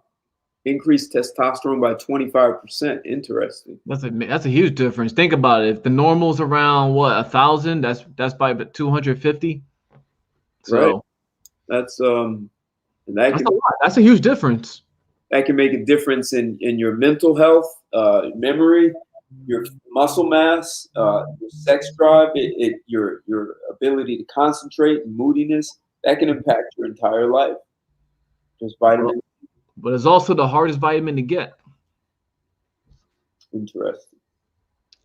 Matter of fact, I have a nutrition highlight. For those who are on my Instagram, I don't know if you actually looked at my highlights aside from the game one, but I actually talk about what certain foods are and what the benefits of them are. So I don't know if whenever you get a chance, you could check that out. Okay, cool. I just want to put that out there. Like salmon also has vitamin D. Like I said, mackerel, sardines, typically seafood, egg yolk, mushroom. You're a little ahead. The next one, I'm going to pull up one that has all the foods. Oh, okay, good. All right. No, there you go. In the elderly, vitamin D and calcium also optimizes testosterone levels, not calcium, which led to reduced risk of falling. Oh, interesting. You were talking about elderly, right? So yep, I was. Yep. It says in elderly, vitamin D and calcium also optimizes testosterone levels, which led to a reduced risk of falling. That's interesting. We're on point with the stuff we're coming up with. To boost testosterone and reap other benefits of vitamin D, try to get regular exposure to sunlight and take around 3,000 IU of vitamin D supplement daily. If you like supplements, all right, now they're selling. Okay. Take vitamin D and mineral supplements.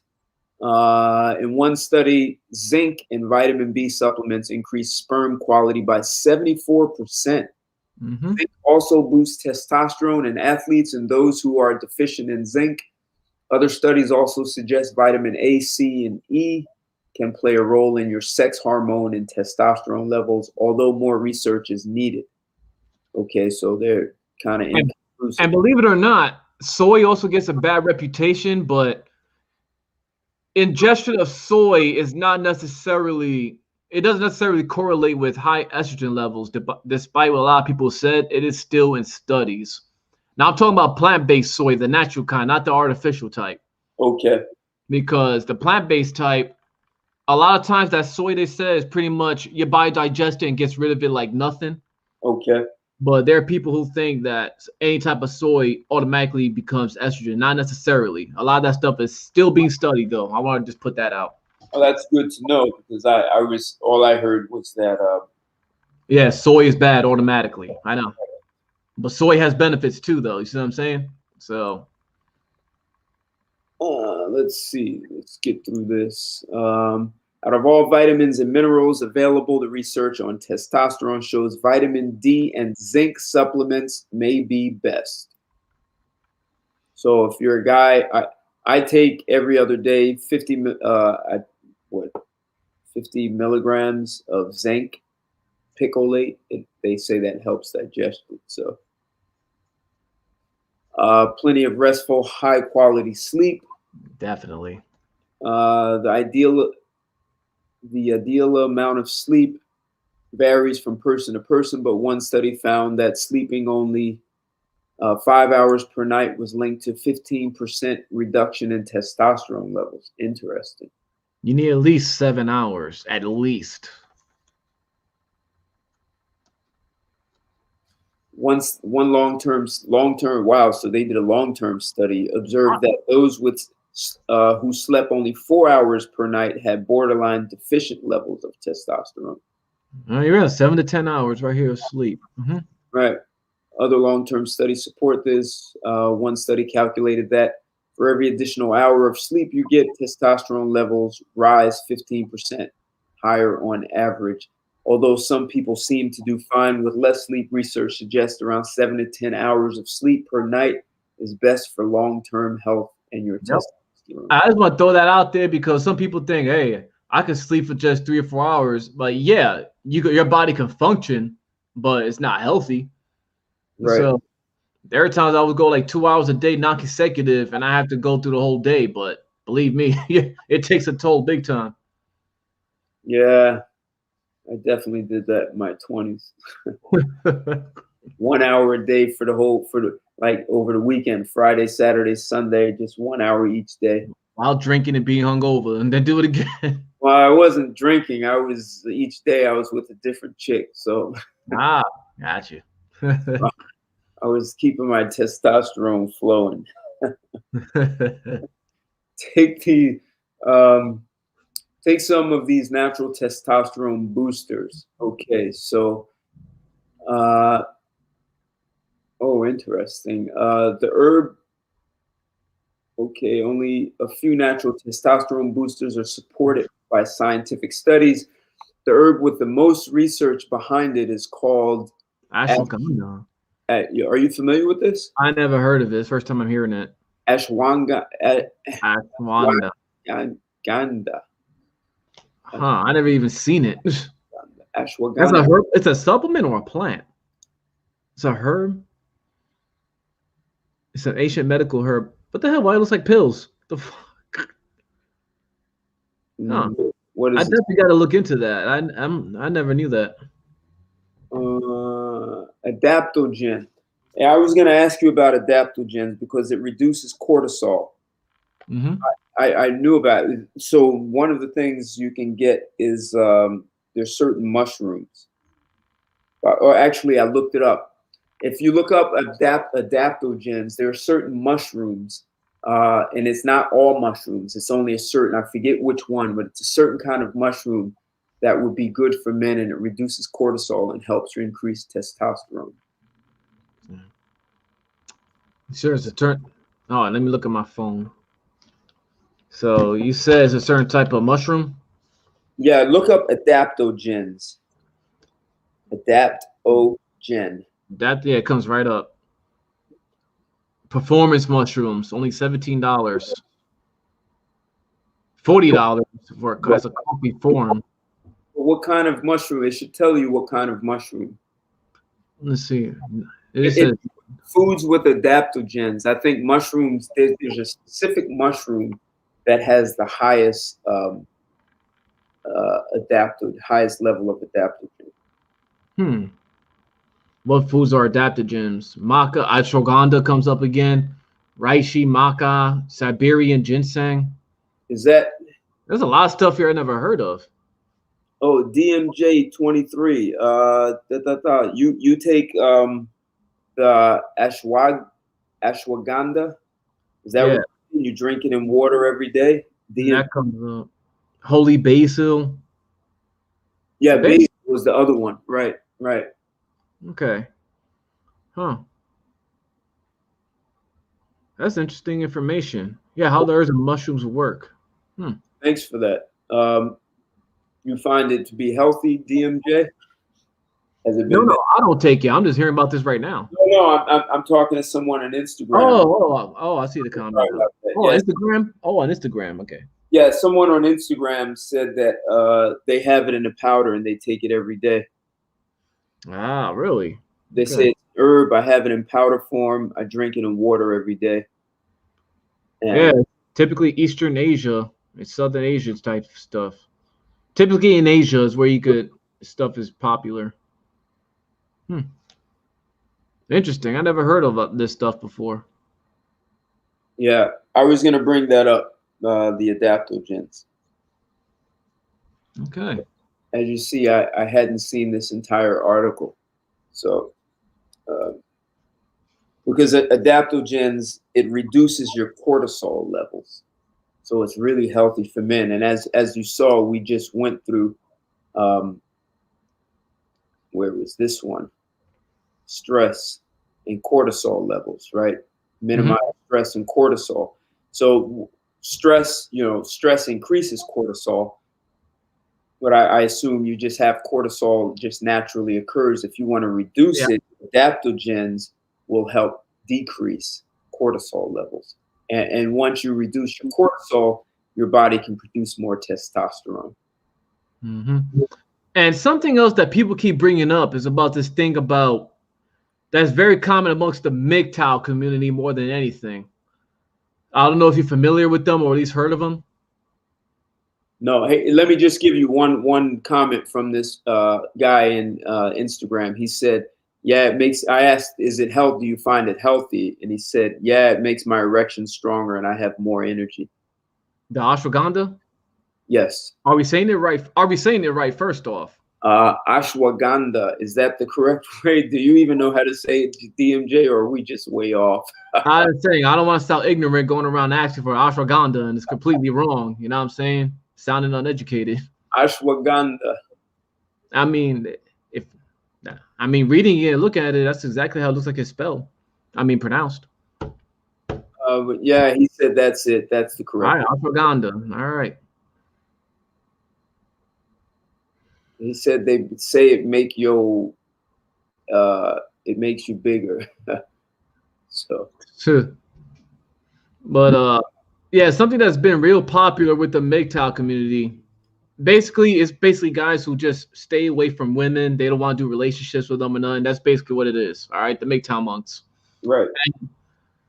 One of the things they keep saying is you need to do semen retention, but that's a myth. Basically, just don't shoot your load and your testosterone levels will increase. That's not true. First off, when you're having sex, your testosterone levels actually increase while you're doing it. That's one. Absolutely. And secondly, the study they did actually came from like some Chinese scientists that didn't even do a correct. They didn't even do the study right. I think they only had they didn't have enough people to do a full conclusive study, and no other study has been able to replicate what they've done. So where they get this idea about semen retention boosting testosterone is not true, because I never had an issue with low testosterone and I never practiced this. I mean, right now I'm staying away from women, but that's because I want to maximize my time, Right. study. That's for that reason. I'm not doing it for retention purposes. But I just want to kill off that myth, because someone just commented on my Instagram right now talking about, they need to stop shooting their load and stop shooting porn. I'm like, that's not how it works. It's not that simple. Well, technically, shooting your load keeps your prostate healthy, and you want it to. So, and believe it or not, if you don't shoot your load every now and then, I'm trying to keep it as PG as I can because of YouTube, but you can actually get blood in your semen also. I don't know how many of you guys know that. No, interesting. Yeah, you can. So people need to stop, pushing these myths, because it's leading men in the wrong direction and probably driving them to insanity for no reason.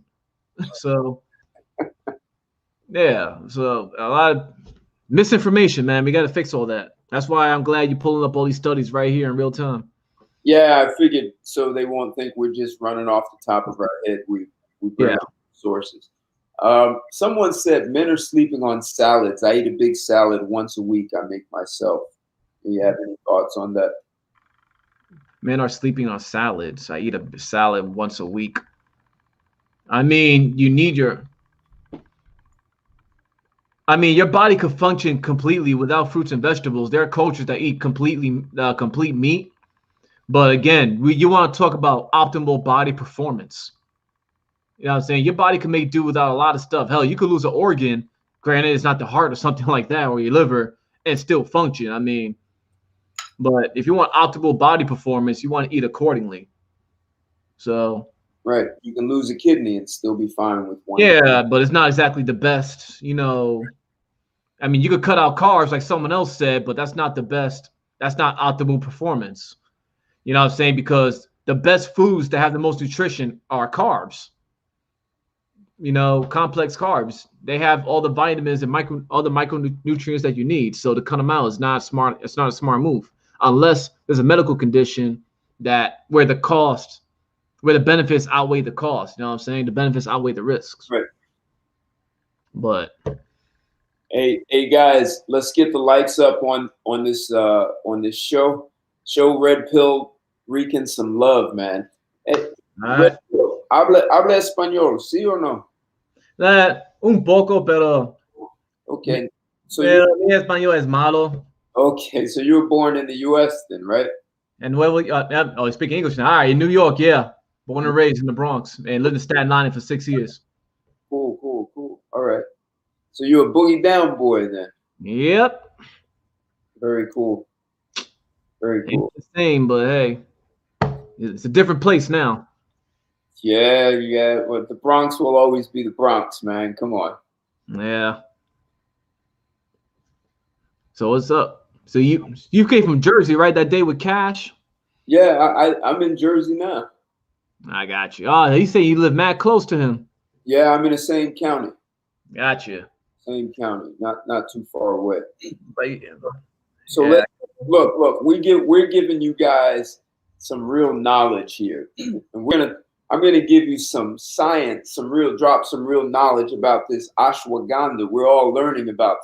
Most of us are learning, but some of us are already ahead of the curve on this stuff, and they're giving us good feedback. So we have some testimonials in here, and they're not being paid by us or anyone else. So let's get the likes up, show some love in the Cash App or the PayPal support, because we do bring this. Red Pill has his channel, and he's going to tell you how to follow him. And I want you actually tell them your channel so they can go subscribe to your channel. My channel Instagram name is exactly as you see it right there. Just put underscores between the red and the pilled, and my name will come up. And I have a backup page as well because I keep getting flagged and stuff taken down, like I told y'all this morning.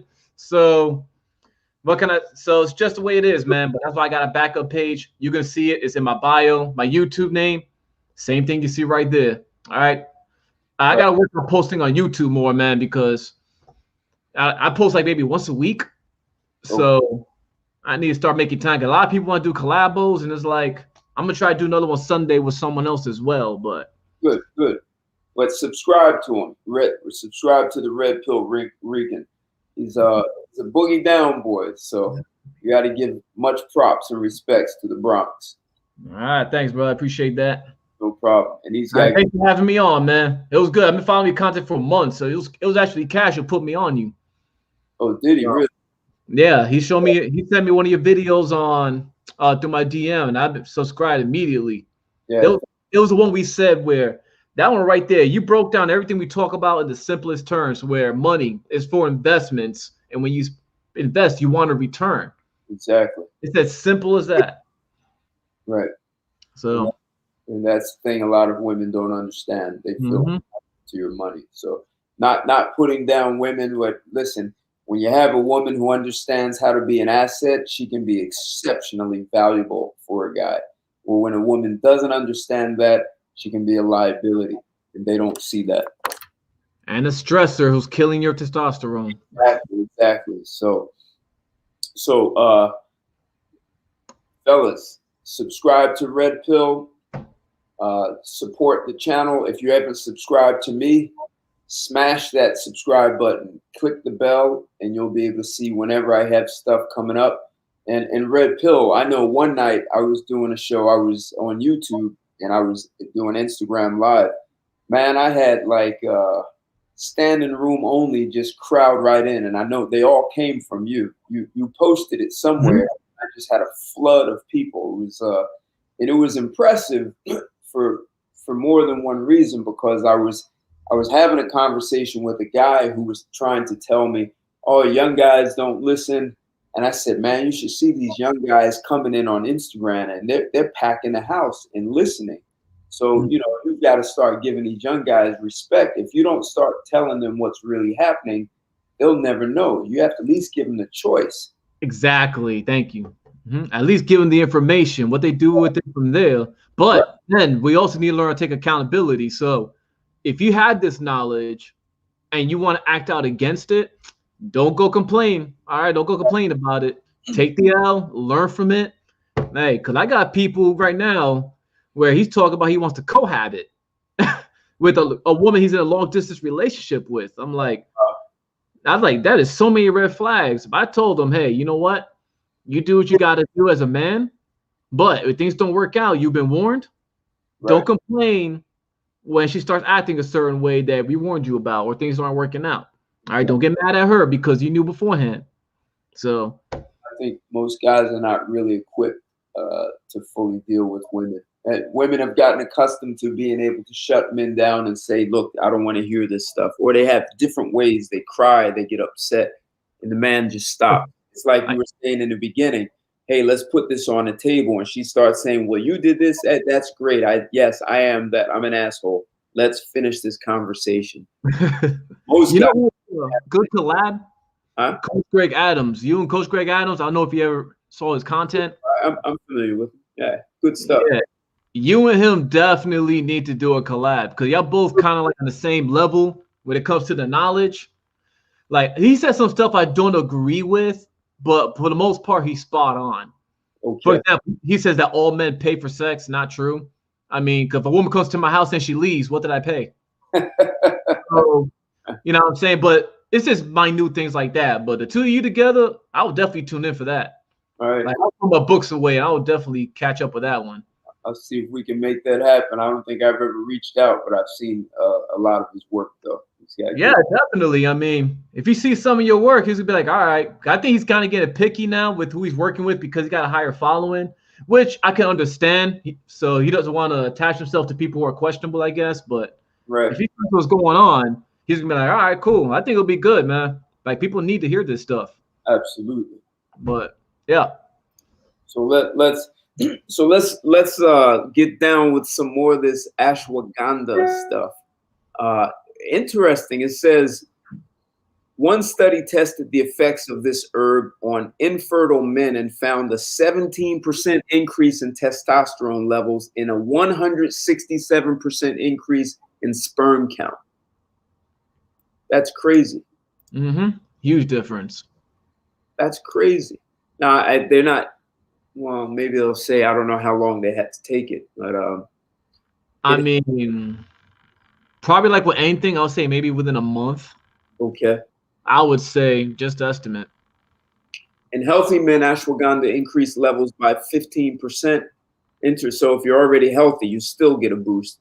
Another study found it lowered cortisol by around 25%, which may also aid testosterone. And that's what I was saying, that adaptogen. So ashwagandha is an adaptogen. So you want adaptogens that can reduce cortisol and it aids the the production of testosterone. Ginger extract may also boost your levels. It is a delicious herb that also provides various other health benefits. Most of the research on ginger has been done in animals. However, one study in infertile humans found that ginger can boost testosterone levels by 17% and increase levels of other key sex hormones. Interesting. Other popular herbs that are supported by some studies in both animals and humans include horny goat weed. I've heard of that. I'll be careful with that, though. Yeah, I've never taken it. Really, why be careful? I've heard people taking that, and then they also start getting man boobs and stuff. Yeah, so definitely be careful with horny goat weed. Okay. Mucuna pruriens. I don't know if I'm saying it right. Shilajit and Pongat Ali. Doesn't say the mushroom. I should have written this down, but there is a specific mushroom that's an adaptogen, and it supports decreasing. As I said, I'm repeating myself. Mushroom doesn't. Yet it's important to note that that most of the positive research has been conducted in mice or infertile humans with low testosterone levels. That's interesting. If you have healthy testosterone function and normal levels, it is unclear whether you will benefit much from these supplements. Yeah, it doesn't come up. Well, actually, no. Reishi, however pronounce it. I think that's it. Yes. Lion's mane, shit take. That's a terrible name for a mushroom. Taki mushrooms. Oh, just tell them, read that to them. I'll be right back. I don't know where we left off at. I don't even know where we left off at, man. Getting our TRT is one of the best decisions you can make after 40. Well, it depends, man. I mean, it depends on where your testosterone levels at and if you really need it. If you don't really need it, don't do it. I'm telling you, there's no need for risk stopping your natural testosterone production if it's not necessary. You see what I'm saying? But if you're actually noticing a degradation or a low testosterone, then you want to do the TRT route, then go ahead. Matter of fact, there's somebody who does TRT, but he says he already explained the reason why. I don't know if I want to put his name out there because I don't want to. Well, I don't want to know if he's going to take it as slander. But he's a big YouTuber. He has like 330,000 subs. And he says he takes TRT, but he said he has a medical condition, so he claimed. Yeah, but that's what we spoke about in the initial stages of this video, man. About the ED, it comes from high stress. It ruins your sex drive. It does a whole lot of things, man. Low testosterone wreaks havoc on a guy. I keep hearing about Donovan Sharp, man, but I never saw his content. Yeah, I don't take TRT because I don't need it. At least not right now. I mean, I'm sure I'll probably need it when I'm like, well, hopefully I won't ever need it. But I'm sure I'll probably need it when I'm like 50 or 60, but I hope not. And so if I'm healthy enough to where I can still maintain my testosterone levels, or at least only a slight decrease overall, you know what I'm saying? Yeah, I think he's big on the red pill because people keep throwing his name out there, but I never really saw his content. He never even came up with my recommendations. I mean, what's his YouTube name? Because maybe I saw him in my recommendations, but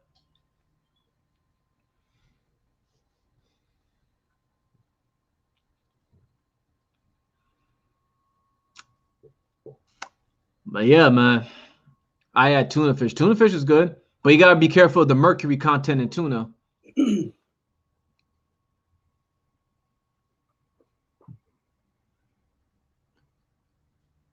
Donovan Sharp. I guess that is his YouTube name, Donovan Sharp. All right. I've heard of him. Yeah, I heard of him too, but I'm not sub to him. His videos never even got recommended, but I've heard the name. Supposedly this guy said that Donovan Sharp is on TRT. And how old is he, you said? Wait, after 40. Well, Brian, I'm assuming that you're 40 years old or older and you're on TRT. So if Steph is cold as Big Red Pill, I know who he is. We follow each other on Instagram. Yeah. Hey, Brian. Oh, you're 43. Okay. Do you exercise? Do you lift weights at all, Brian? And if so, how long have you done that?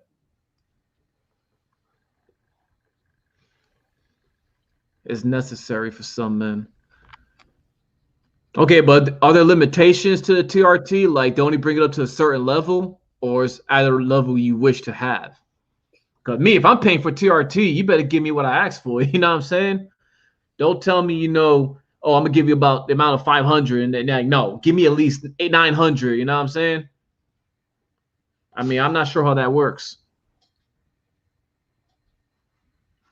What's going on, country boy? I see you in the house. His name Brian. He lifts weights for show, laughing my ass off. All right. The doctors customized the treatment. Okay. You have any idea how they base that though? That customization?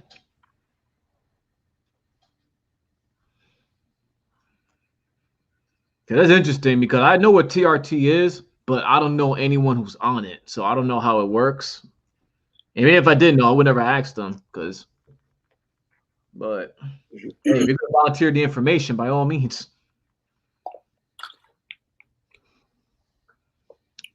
Nelson Labs. So Brian, you lift weights, and I was asking how long have you done it? And Brian is saying he takes TRT? Yeah, well, Brian, you just want to see if you actually work out while taking your TRT. But don't some guys, don't some bodybuilders take testosterone? Yeah, Yeah. they pretty much have to. They want to if they want to compete on that level. I mean, Arnold. A lot of people don't know. Arnold Schwarzenegger admitted to taking steroids since he was 16. So Wow. yeah, that explains why he was so jacked at such a young age. I mean, he didn't have to do that, but I guess he wanted to get the level he was at. Well, under his circumstances, it paid off because look at his career. That guy lived like 5 lifetimes in one life. So he did. I mean, look at him. No, you're right. Well, he wouldn't have gotten where he's at today if it wasn't for his physique. His physique and his charisma, his personality got him in. Basically everything he wanted. but you know what really got him into politics, right? Nah, I don't know why he decided to take that route, but He married into the Kennedy family. he did? Yeah. Ah. See, so you talk about a woman being an asset. See Mm-hmm. that look, I'm not going to do it in this, but one of the things, and you may have heard me talk about, if a woman is really going to be an asset, she needs to have a network that you can leverage. If she doesn't, then aside from a vagina, it's difficult to see how she's an asset. Mm-hmm. You know, so that Arnold Schwarzenegger married the right person, and that opened doors.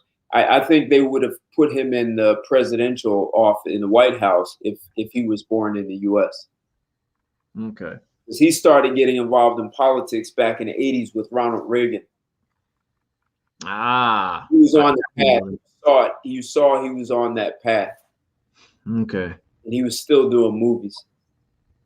Arnold inspired me to get in shape. I mean, don't shake your head because you can't take those drugs and just sit around and think you're gonna be ripped. He still put a lot of hours in that gym. He still had to eat right. Yeah. Hell yeah. The stuff don't work unless you work. So yeah, don't be disappointed that he took that stuff. It was a necessity. Otherwise, you know, he would never be able to compete on that level. That's just how the game is with the path he chosen.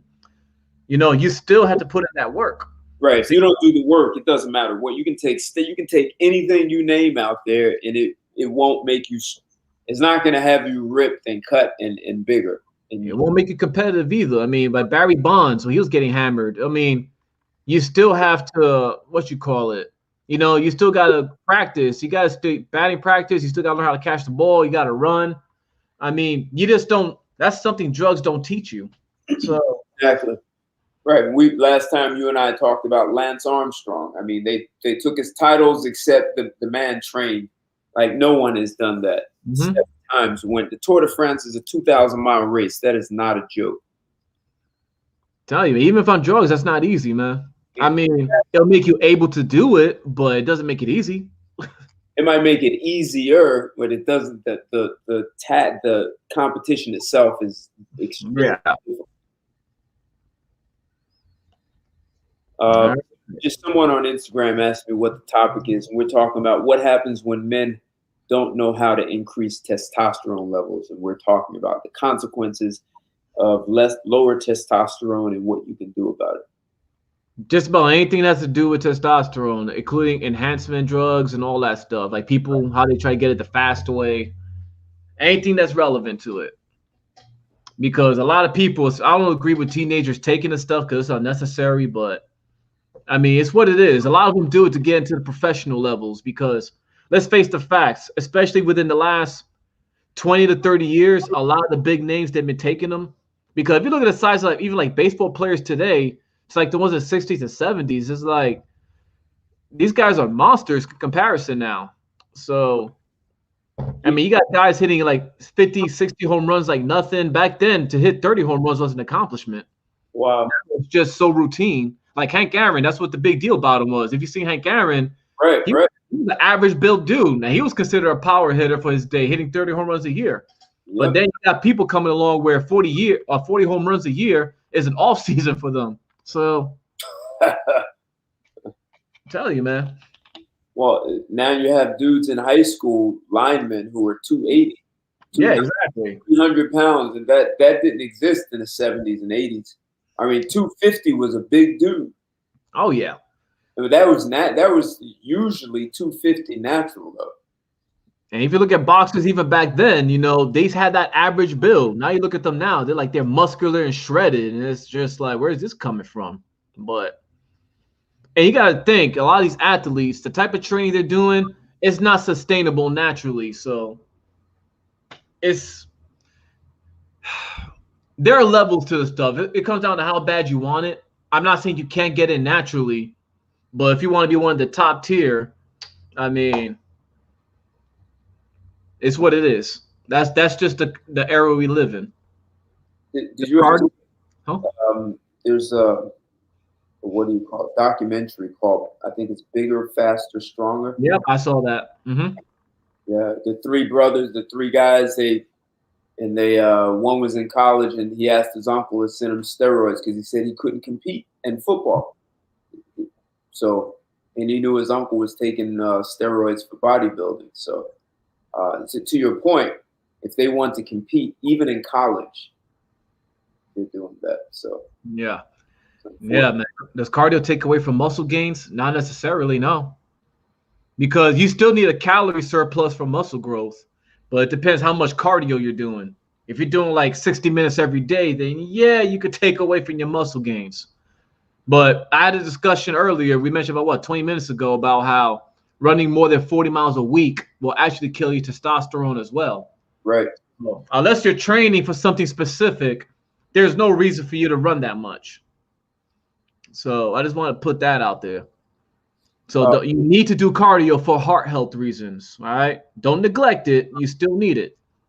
Well, for me, when I do cardio and lift, I'm stronger as long as I don't run too many miles. But what it does is it gets more blood in my oxygen, and I get 1 or 2 more reps because I have enough oxygen in my blood, and those 1 or 2 more reps makes the difference in my power and my mass. Gotcha. What I do is I just power walk for 5 minutes, and that's enough to get me going. Or sometimes I'll jump rope. And once I start feeling like a little bit, like I'm starting to sweat a little bit, then I'll be like, all right, I'm warmed up. Then I get right into it. The way I measure it is I look at my rest and pulse rate when I wake up in the morning. If it's in the 40s, I'm okay. I mean, supposedly if my rest and pulse rate is in the 50s, that's okay. But I'm looking for an optimal athletic resting pulse rate, which would give me between 40 and 40. 40 is perfect. I think once in my life it was 36. That's very low. Yeah, exactly. Well, I was competing on a bicycle. I could ride a bike. I rode 100 miles in like 4 hours and change. So I was in competitive condition for that. Gotcha. So, yeah, I never reached that level. Someone said something interesting. He said A-Rod was on steroids, that one? No, steroids can't improve hand-eye coordination. That takes talent. Yeah, exactly. I mean, think about it. Jason Grimsley, you know who Jason Grimsley is? No. Exactly my point. All right. He was a relief pitcher and he was taking steroids. And it's like, who the hell is he? You know what I'm saying? It's just one of the things like you either got the talent or you don't. Drugs cannot enhance what you don't got. So someone asked the question, does cardio take away from muscle gain? Yeah, I already answered him. Okay. That's what I was talking about when I say you still need you need a calorie surplus for muscle gains as well. A lot of people don't consider that. But that's why I said that as long as you don't run too much, but you still need cardio. Like what people could do is you could power walk. That's what I do. I power walk for at least 30 minutes. Maybe I'll run for 20 and then power walk for 10. Or power walk for 10, and run the rest. It depends. Sometimes I do the elliptical. So, like, I do my cardio, but I don't do excess amount. See, I do a mile on a treadmill, but I'm running under 6 minutes. So I'm pushing it. I'm running. That's more high impact. So. Yeah, you're burning fat at that point. You're training your body to burn fat. That's high intense. Yeah, that's how I knock out. A 1 1/4 is too much because if I run that fast for 1 1/4 miles, then the muscle gain is more difficult. Even running that much, maybe my metabolism is high. I inherited that. A mile can stop me from expanding faster. It slows down my expansion. Mm-hmm. So but like I said, I know I get more oxygen in my blood, and it gives me just that little bit more edge when it comes to lifting. So, but if I tore my meniscus a few years ago and I couldn't run at all, man, I wasn't. It was easy for me to get big. So Like running in a good way or a bad way? Uh, Muscle wise or both? yeah, I was muscle. My arms were huge. I have pictures, you know. I mean, but I didn't like my midsection. I didn't So because like kind of like both. Sorry. I filled out proportionately everywhere, right? Got I had a lot more power. I mean, my arms and my chest were huge. My Mhm. back, I could forget it. All my clothes were trash. I couldn't wear any clothes anymore. So we lost you. So you'll be back.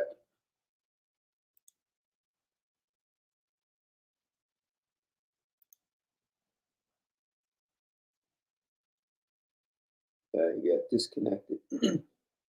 He'll come back in. So let's go down. Let's look a little bit more here in this article, and then we're going to talk about the foods you can eat.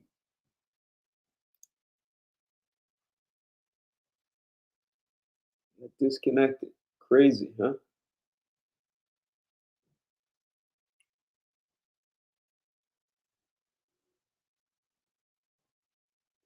Yeah, that's a good one, country boy. Right. There are consequences to steroids. Can make you bigger and stronger.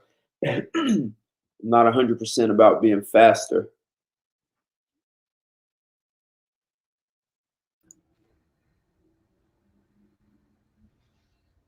Are you back? Can you see me? I don't see myself. I don't see you. I definitely can hear you. Yeah, I don't know what happened either. Huh. It just said your device. You must have just your signal dropped. That's all. Okay. Hold on. Okay, I see no picture. That's the only thing. All right. I mean, y'all don't need to see me anyway, as long as you can hear me. All right, so let's get the last one. It's follow a healthy lifestyle and avoid estrogen-like compounds. There are several other factors that may affect your hormone levels. Healthy sex life plays an important role in regulating your sex hormone and testosterone levels. See, that's what you were just talking about a few minutes ago. Mm-hmm. Highest exposure to estrogen-like chemicals may also affect your levels, so try to minimize daily exposure to BPA, parabens, and other chemicals found in some types of plastic. It's probably no surprise that excess alcohol or drug use, whether it's medical or recreational, can also decrease testosterone levels. In contrast, laughter, happiness, and success may help boost your health testosterone levels, so make sure they're part of your daily life. Yeah. Why does it matter? Says obesity increased risk and premature death. All right. Healthy and therefore we should take. Well, I mean, we pretty much covered everything there is about this stuff, man. We have, but let me bring one more thing here. I don't know what's going on with my camera. I don't know how I lost. Maybe you have it covered somehow accidentally. No, it's not covered. I'm looking right at the camera. Interesting. Let me try to. Okay. I'm trying to do the whole restart. You know. Whatever. So here are 8 testosterone boosting foods. Eating for higher T. Testosterone is a male bone, and it's a male hormone that affects more than sex drive. The hormone is also responsible for bone and muscle health. We talked about that. Sperm production, hair growth. You can lose testosterone. So tuna is one. It's rich in vitamin D, and we're talking about how that's hard to get. Mm-hmm. Low fat milk with vitamin D. Mm-hmm. Egg yolk, boom. I'll be careful with fortified cereals though, because a lot of cereals, look at their sugar content. A lot of them are like 20 grams. So you might want to be careful when picking out cereals.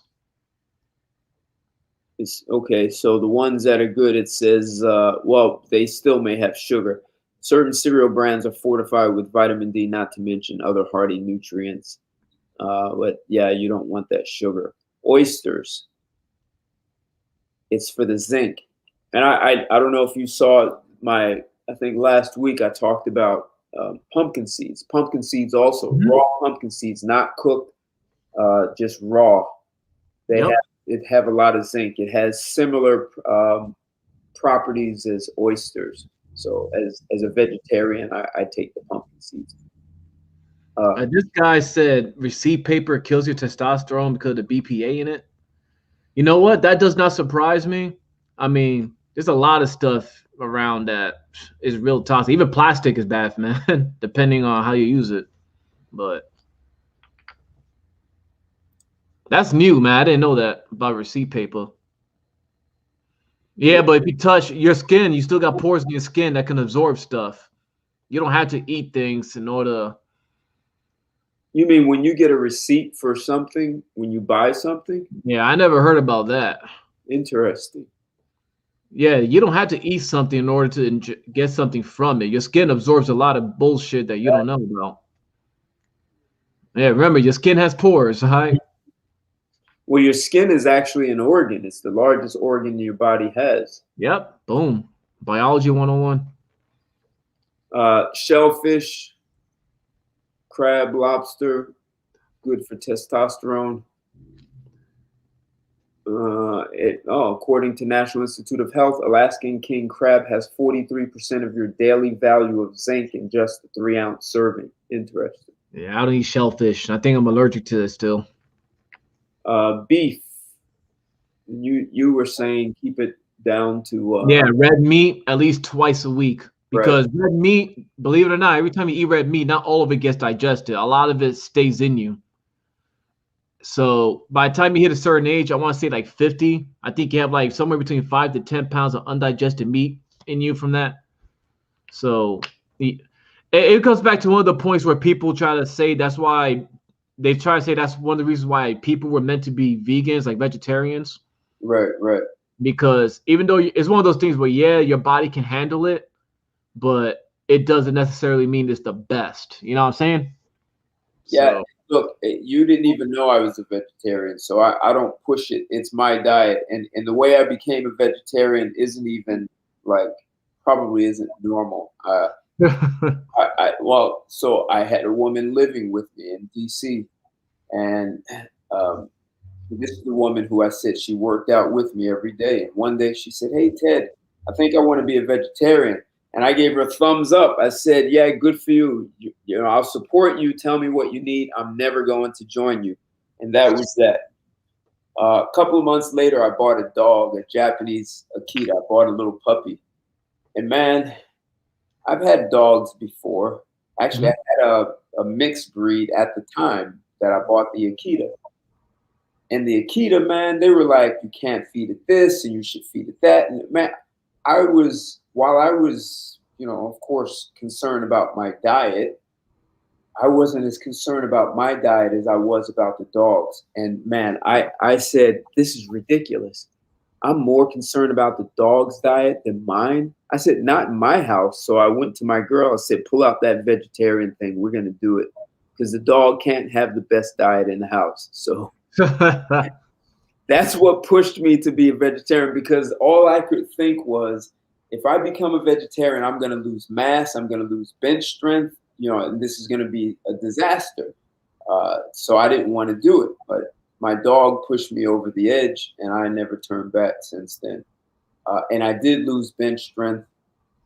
That's been, I've worked really hard to try and get back. I haven't gotten back. I've damaged my shoulder a few times, but yeah, that'll do it.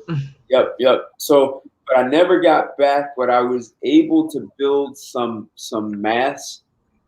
Where I had to be really scientific, and that gets us to the last food Number 8, when it comes to male hormone health, beans may offer more benefits than you think.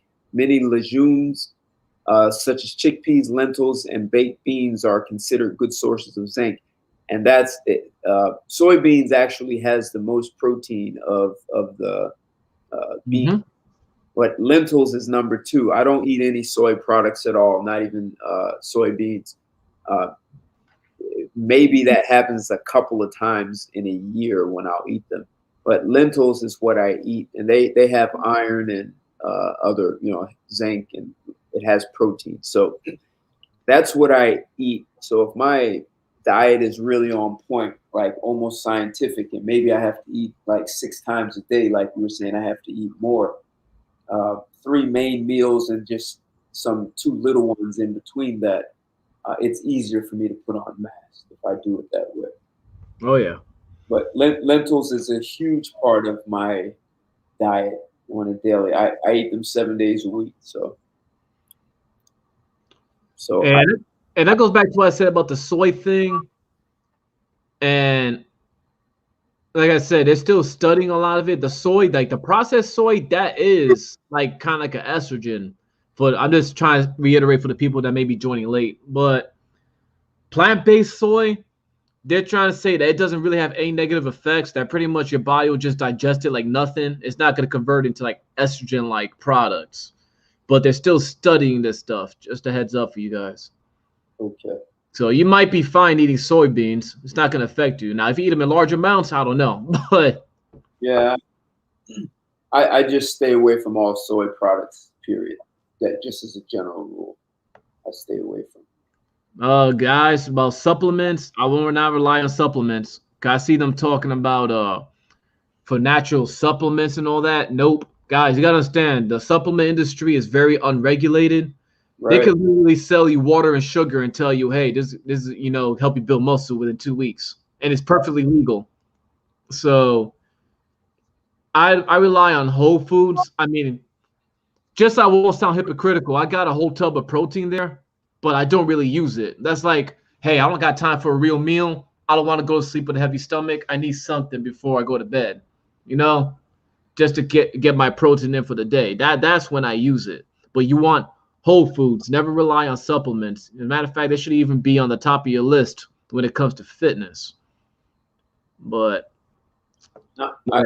I do take a protein. I take a whey protein, and I've experimented with a lot of different whey proteins, and there's only one brand that has worked for me. Otherwise, my body burns it up like it's not there. So, I don't know how much more I would have to eat if I didn't take the soy, because I've been training hard. Now that the gyms are back open, I'm starting to push harder. So my body just burns up everything that I consume, and maybe if I ate meat, it wouldn't be as extreme. But I think I have a fast metabolism, because when I was telling you my pulse rate dropped down to 36, I was racing on bikes. I mean, I rode 300 to 400 miles a week on a bicycle, and I had to eat 6 times a day to maintain that. And I took amino acids, like horse pills, like I don't know, 4,000 milligrams each pill. So, all right, what happened here? You just covered it. Yeah, there you go. I can see. Oh, it's going through my laptop. Like what? So what's this? You know what? My laptop is being illogical right now. I don't know what's going on. So maybe like we were saying in the beginning, maybe people have different body types. So it would be interesting to have my testosterone levels checked. I was thinking about that earlier today. Are you an ectomorph?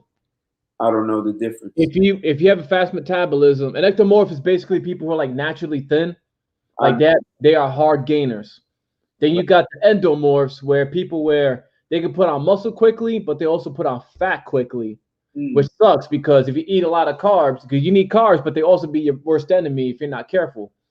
And then you got the mesomorphs, who put on muscle very quickly, and they can also put on fat quickly, but they could burn it real quickly also. They're like the natural athletes pretty much. Hmm. Like if you want to be any type of body type, you want to be the mesomorph. But Good question. So if I don't lift, I become lean. I go right, and I cut down on my food intake, muscle mass. mhm. I'd say that I've always naturally just put on muscle. You know, so even as a teenager, I was stocky. You can be a mixture of a bunch of different ones, but there's always one that's more dominant. Okay. So me, Probably the lean. I'm probably the lean, naturally lean. the ectomorph one. Right. So for that one, you just got to eat a calorie surplus, and your training, you're gonna need more volume. What do you mean? Volume as in more reps. Like pyramid sets would be good for you. Like let's say you're doing 15, then 12, then 10, 10, 12, then back to 15 reps, stuff like that. Drop sets will be good for you. Once in my life, I played with negatives. I worked out with a guy who was much bigger than me, and I don't know what my max was back then, but he had me drop 315, and I had never done. I've done 300 as a max, as a bench when I eat meat. But this, as a vegetarian, he had me do negatives with 315, and I actually felt the difference. I did it with him twice, and I felt my power like a little bleep. There was a jump in my power. But you have to, if you work out like that, you have to be training with someone who knows what they're doing. That's what I was gonna say. That's the downside. If you're gonna do negatives, you need a training partner. Me, I train by myself. So the only time I've done negatives was years ago. I'm talking about 2009 when I was training with my squad leader at the time. Okay. But I typically train by myself, so I don't have the opportunity to do negatives. But negatives are definitely a great way to develop power and strength. And when you gain that power and strength, it's easier to pick up mass because you can do heavier weight. Like damaging my shoulder, I'm reluctant to go up to 225. I'll go up to 210, 205, 210.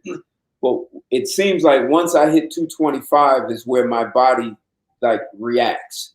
Like once I can get 10 reps out of 225, my body it mushrooms. But less than that, it's harder for me to build. Like my body is demanding more. If you want to build muscle or now, what are you trying to build? Muscle or strength?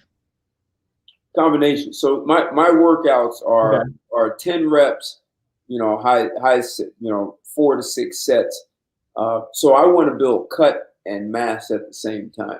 All right, what you can do also for strength, I would definitely do sets of 6 reps, and then for a big lift, for example, a bench press, go for strength and power, go for like 6 reps. Try to do paused reps. You know, when you just hold that there and then boom, you explode up, slowly back down, pause, push it right back out. And then for supplementary workouts, also do like a incline bench press. For that, go for like 10 to 12 reps. Okay. So anywhere between 3 to 4 sets of that. And then also make sure you include flies, like isolations, because flies are what really build a bigger chest, believe it or not. When you bench, you're really working your front delts and your triceps. Yeah. You're getting that chest expansion. Right. Now, there's some people who will say flies are bad for you because you mess up your rotator cuffs. Well, yeah, they're bad for you if you're using heavy weight. You're not supposed to go heavy with flies because you're taking away your base of support when you're out like this. So use light weights. Power. Right. Yeah, like that. You're supposed to get light weights. Well, for me, light for flies would be like 20 pounds. So boom. And just like that. Get that squeeze, come back, break that plane, boom, right back out. And that's how you do it. I do incline flies. I use incline flies. 5 pounds. I don't do it on flat. I do incline. Okay, yeah, that's fine. That works the upper chest portion, but you could also do incline bench press. So the angle messes up. It agitates my shoulder. It's difficult for me to do incline. Oh yeah, I messed up my rotate. I don't know what this is. The scapulohumeral joint I messed up. I posted a video of me a while ago where I tried to do 140-pound dumbbells. I got it like a quarter of the way up, and then I lost my sense of balance, I guess, my posture. And the dumbbell, the weight of it just came down right here, and you could hear it pop. And it never recovered since. Wow. Because I was doing 120 pounds, so I think I did for like 5 or 6 reps. I'm like, you know what? I could do 140 for 1 or 2. Nope, bad move. That was just ego day. But I went straight to the ER. I've never been able to lift heavy for chest since. Wow. So it sucks, man. But that's what happens when you ego lift. Now I got to live with a permanent decision. So yeah, my first damage to the shoulder, I ran in the gym. I threw 225 on, no warm up, no stretch, nothing. And I wanted to do an extra wide grip more than normal because I was testing. So this was wider than normal, no warm up. I just threw 225. I got the work. I did it, but I felt the strain. And you figure at that point, I was at a peak in my conditioning. So I refused to let it rest, and I just pushed right through until it eventually collapsed. So yeah, the same thing. That was like my last set, man. But just for ego purpose, I was like, let me see if I could do 140. I did not have to do that. It was unnecessary. But that's usually when we hurt ourselves. Yeah, that wasn't necessary. Could have done without that. Yep. So that is what it is. So what do you think of what we covered today? Very informative. I learned a lot of stuff today. That's good. When you talk about topic and you start learning stuff, you know it's good content. So, but what's this guy say? I finally got to a knife when I've been between one. I'm happy because I want to be like 220, but I got slight stomach now. But I start working out again, so we'll see. Like I said, typically most of your fat buildup is around the abdomen area. There's a tissue there. They literally call it the fatty apron for that reason, because you got a lot of important organs in that area. It's protecting that. It's the insulation. It's the padding. So like I said, like I was telling him, HIIT training is probably going to be your best interest as well, because like I said, it's been proven to be 9 times more effective at burning fat than cardio itself. Also nutrition, your diet, that works as well. And that's more effective, I would say. So definitely go ahead and give that. You only need to HIIT train like maybe 2 or 3 times a week. That's it. I do like maybe twice a week. And the way I do is at intervals. I don't do resistance training. I'll jump rope for like 30 to 45 seconds, sometimes a minute. I'll rest for 30 seconds to a minute, and then I'll do it again. It's intervals. Or I'll jump rope for 30 seconds, mountain climbers for 30 seconds, however. So, I mean, you could do push-ups, you could do squat jumps and all that, but I'm already doing resistance training another day, so why would I do it for HIIT training? I'll just do like, you know what I'm saying, sprints. You could make that as part of HIIT training. So I was going to ask you, so when I run a mile at 5:45, is that considered the same kind of training? That is some high intense. If you get your heart rate to at least 75%, 75 to 90%, that is high intense. Cardio is typically around 60% you want it at, 60 to 70. I don't know my max, so my and I check my pulse, it only hits like 175 at the max. That's probably high for you. Because my max heart rate is 220 minus your age. If you got a calculator, go ahead and do that. And then put times that by 0.8. Go ahead. 220 minus my age. Yep. There's a formula to find out where your heart rate is at, where it should be depending on your goals. You guys can follow along at home as well. So 220 minus your age, and then multiply it by the heart percentage you're going for. So if you're going for 80%, put times 0.8. Man, I don't.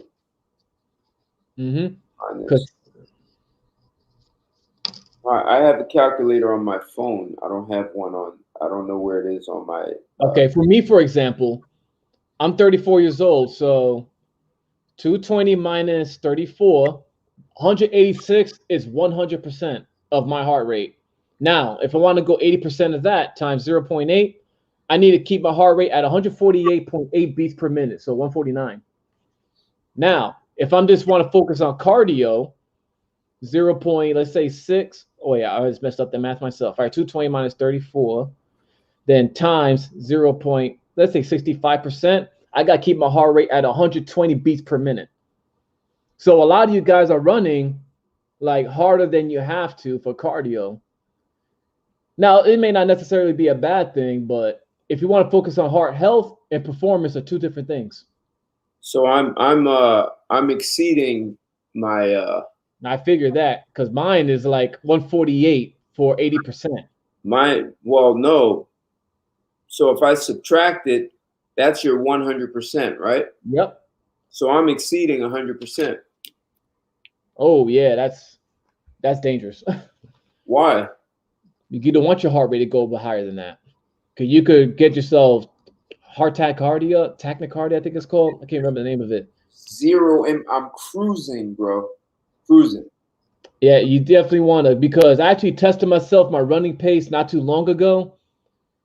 I was trying to run 2 miles as fast as I can. My heart rate got up to like 210. That's like my max heart rate is 186. That is higher than desirable. But Well, I mean, I'm not saying you can't do it, but I would say be careful. maybe it's the amount of times you do it in a week. But you can train your heart your heart Oh, is yeah, you could push yourself. Oh yeah, you can, but I won't make that a habit. I wouldn't. And this is why cooling down is important also. How many of you actually cool down? Like do a slow walk after you're done running or whatever. yeah, I do that. I Okay, good. Because it's rare, but you can't put your body into shock if you don't do a cool down after. It's possible. It's rare, but it can happen. no, even I heard of someone in their 20s not doing a cool down, just running and then coming home and jumping into bed. And there was too much shock, and See? that's the problem, right? And that the person they were athletic, and they were in their 20s, and so your point is well taken. Yeah, so it can't happen. Like I'm saying, like you pushing yourself like that, that is kind of you're taking a risk. Like with cardio, for a lot of you guys talk about, oh, I can't run these miles. Well, look at your heart rate. You're running too fast. You know, you could probably run longer if you brought it down to a respectable pace. Well, not respectable, appropriate pace. Like for me, for example, what I say was 120 beats per minute was 65%. Now, if I keep that, I could probably run, longer distance. But if I'm running at like 80%, I'm not going to last very long. At that point, I'm pretty much at high intense.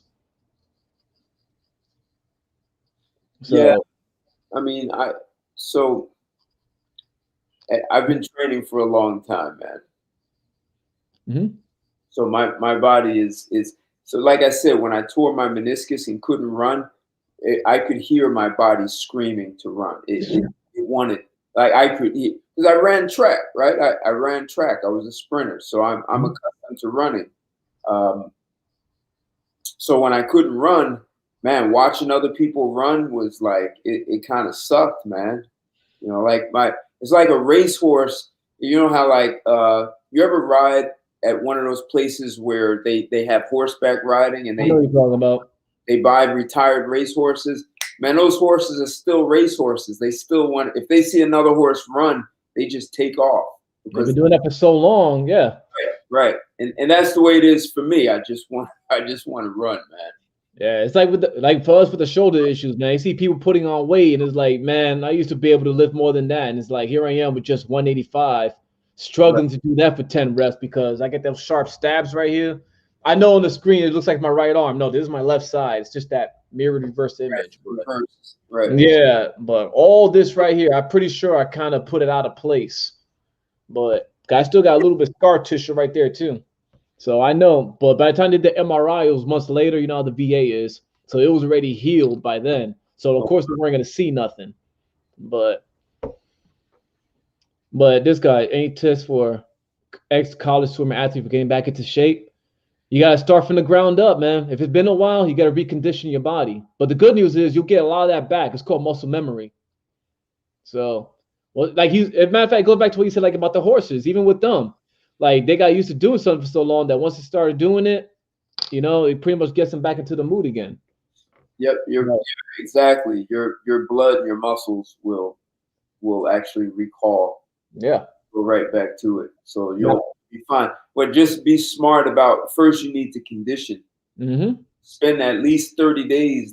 Don't forget about trying to go fast or power or all that. Forget that. Just condition your body.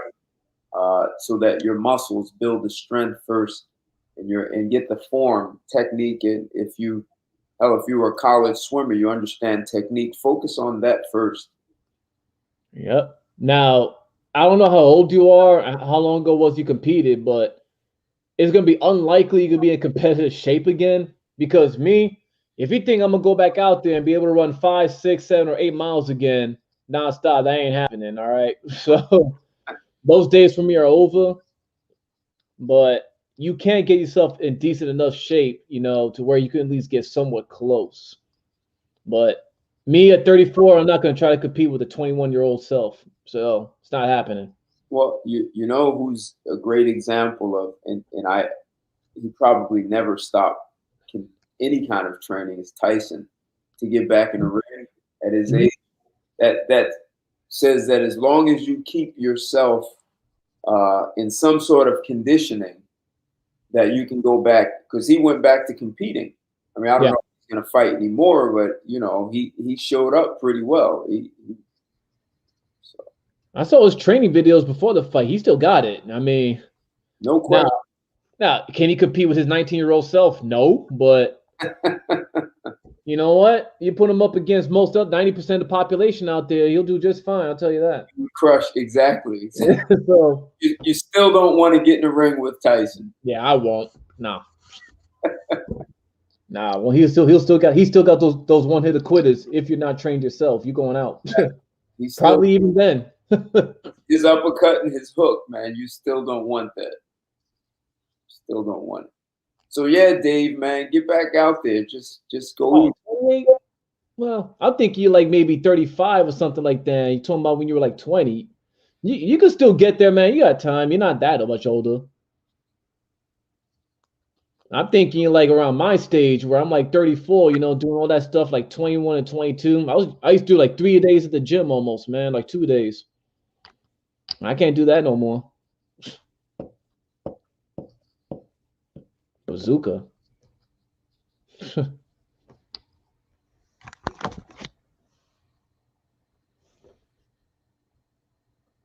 right. Tell them how to find you again, Red Pill. All right. Yeah, this live went long. Yeah, man. You want to find me? My YouTube name is the same name that you see right up there. And if you want my Instagram, you could go ahead, just put the underscores in between the red and the pill. I'll come right up. All right. And you'll see my backup. It'll be in the bio because I keep getting flagged. You'll see me come right up unless I get shadow banned. I got shadow banned a couple of times as well. So it got to the point to where unless you were following me, you wouldn't see my content. So you got good content. You have to check them out.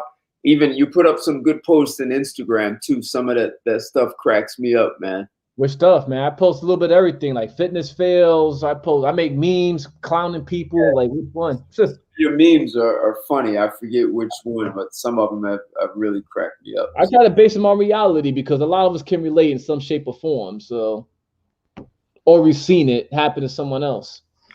So and what do? You a personal trainer? Yep. And right now I'm in the medical field. Well, not in it, but I'm studying something in the medical field as well. Because something this pandemic taught me is that no job is safe. The only one that is the medical field. So, because that put me out of work for a while. I lost quite a few $1,000s. But luckily, I'm cheap with my money. So I still had enough to pay my bills and live. Right. But yeah. So this was good show. We got some good work in here. We went longer than we thought, huh? Yeah, that's good though when you lose track of time, because I learned a lot from this live as well. So cool. Yeah, sometimes you have to be like a technician and go through the technical aspects and give people the facts, and then just sort of fill in the blanks like we did. Kind of have some fun with it. So so that was cool. Hey man, I appreciate you joining me on this. You brought a lot of knowledge to this, man. So if you're not following Red Pill Rican, subscribe to him. Check him out. Check out his content. He's got good content on YouTube and Instagram. If you're not subscribed to my channel, check me out. I've got a lot of content here. And if you haven't seen my Patreon, I have some other work over there also that's never hit YouTube or Instagram or anywhere else. So I appreciate your support, guys. Red Pill, you and I talked about this about a week ago. So, you know, and we never even rehearsed. So we just came together and made it. Go with the flow, yeah. Exactly. We just flowed with it. So I figured it would be good to bring some credible sources so that it can back up the things you were saying, so people don't think you just talking. Yeah, that's something I learned, that people, if it's not in black and white, it just goes in one ear and out the other. So right. They're wondering, right, where your sources. So you could throw this off the top of your head. I put credible sources to it so they can put the puzzles together and see it's real. And we all learned a little bit more. And it was interesting that some people in here knew some of this stuff. So that's good. We had you brought some good people over to follow us. I see good conversations going on in the chat. So hey, look, guys, appreciate everything. I assume these are not the people who are chasing down Valentine's Day for Sunday. I hope not. Oh, and by the way, guys, if you want credible sources, I also have a degree as well in health and fitness. So there you go. I mean, it's right, hang it up there on the wall. If y'all want to see, hold on. Boom. See, I got my degree right here. So if you want to talk about credibility and stuff like that, there you go. Perfect. Perfect. This was a great show, man. Appreciate it. We'll have to do another one. We'll figure out another topic. I mean, hell, I didn't even know what we were going to talk about. We just kind of threw it around and came up kind of quick. So yeah, I knew I had an idea where I was going to go with this. So okay, yeah, so yeah. I was like, just speak what I already know, man. Well, you know, I've never heard people talk about testosterone the way you did tonight. So I think that's a big gap. You know, men's health just kind of gets overlooked. I think we know it's important, but it doesn't focus the way we did tonight. All right. So thanks a lot, man. Have a good evening. Enjoy the weekend, guys. I'll see you guys for my next live stream. And this is my YouTube and chill. It usually gets intimate. Sometimes I even talk about sex. Hell, they shut me down in the middle of a show one time. Someone reported me, but I was interviewing a woman. So how could it have been offensive? She was, you know, doing all the talking herself. Yeah. So, you know, but anyway, so check me out, guys. If you haven't shared this video, share it. Every man will get value out of the stuff that we laid out here. And hey, man, Red Pill, talk to you soon. I appreciate your support, man. You've sent a lot of people to me. Thanks for having me on, man. Been waiting for this. Yep. Good enough. Bye, man. Later. Take care. Bye. Bye, fellas. Take care, everyone. Goodbye.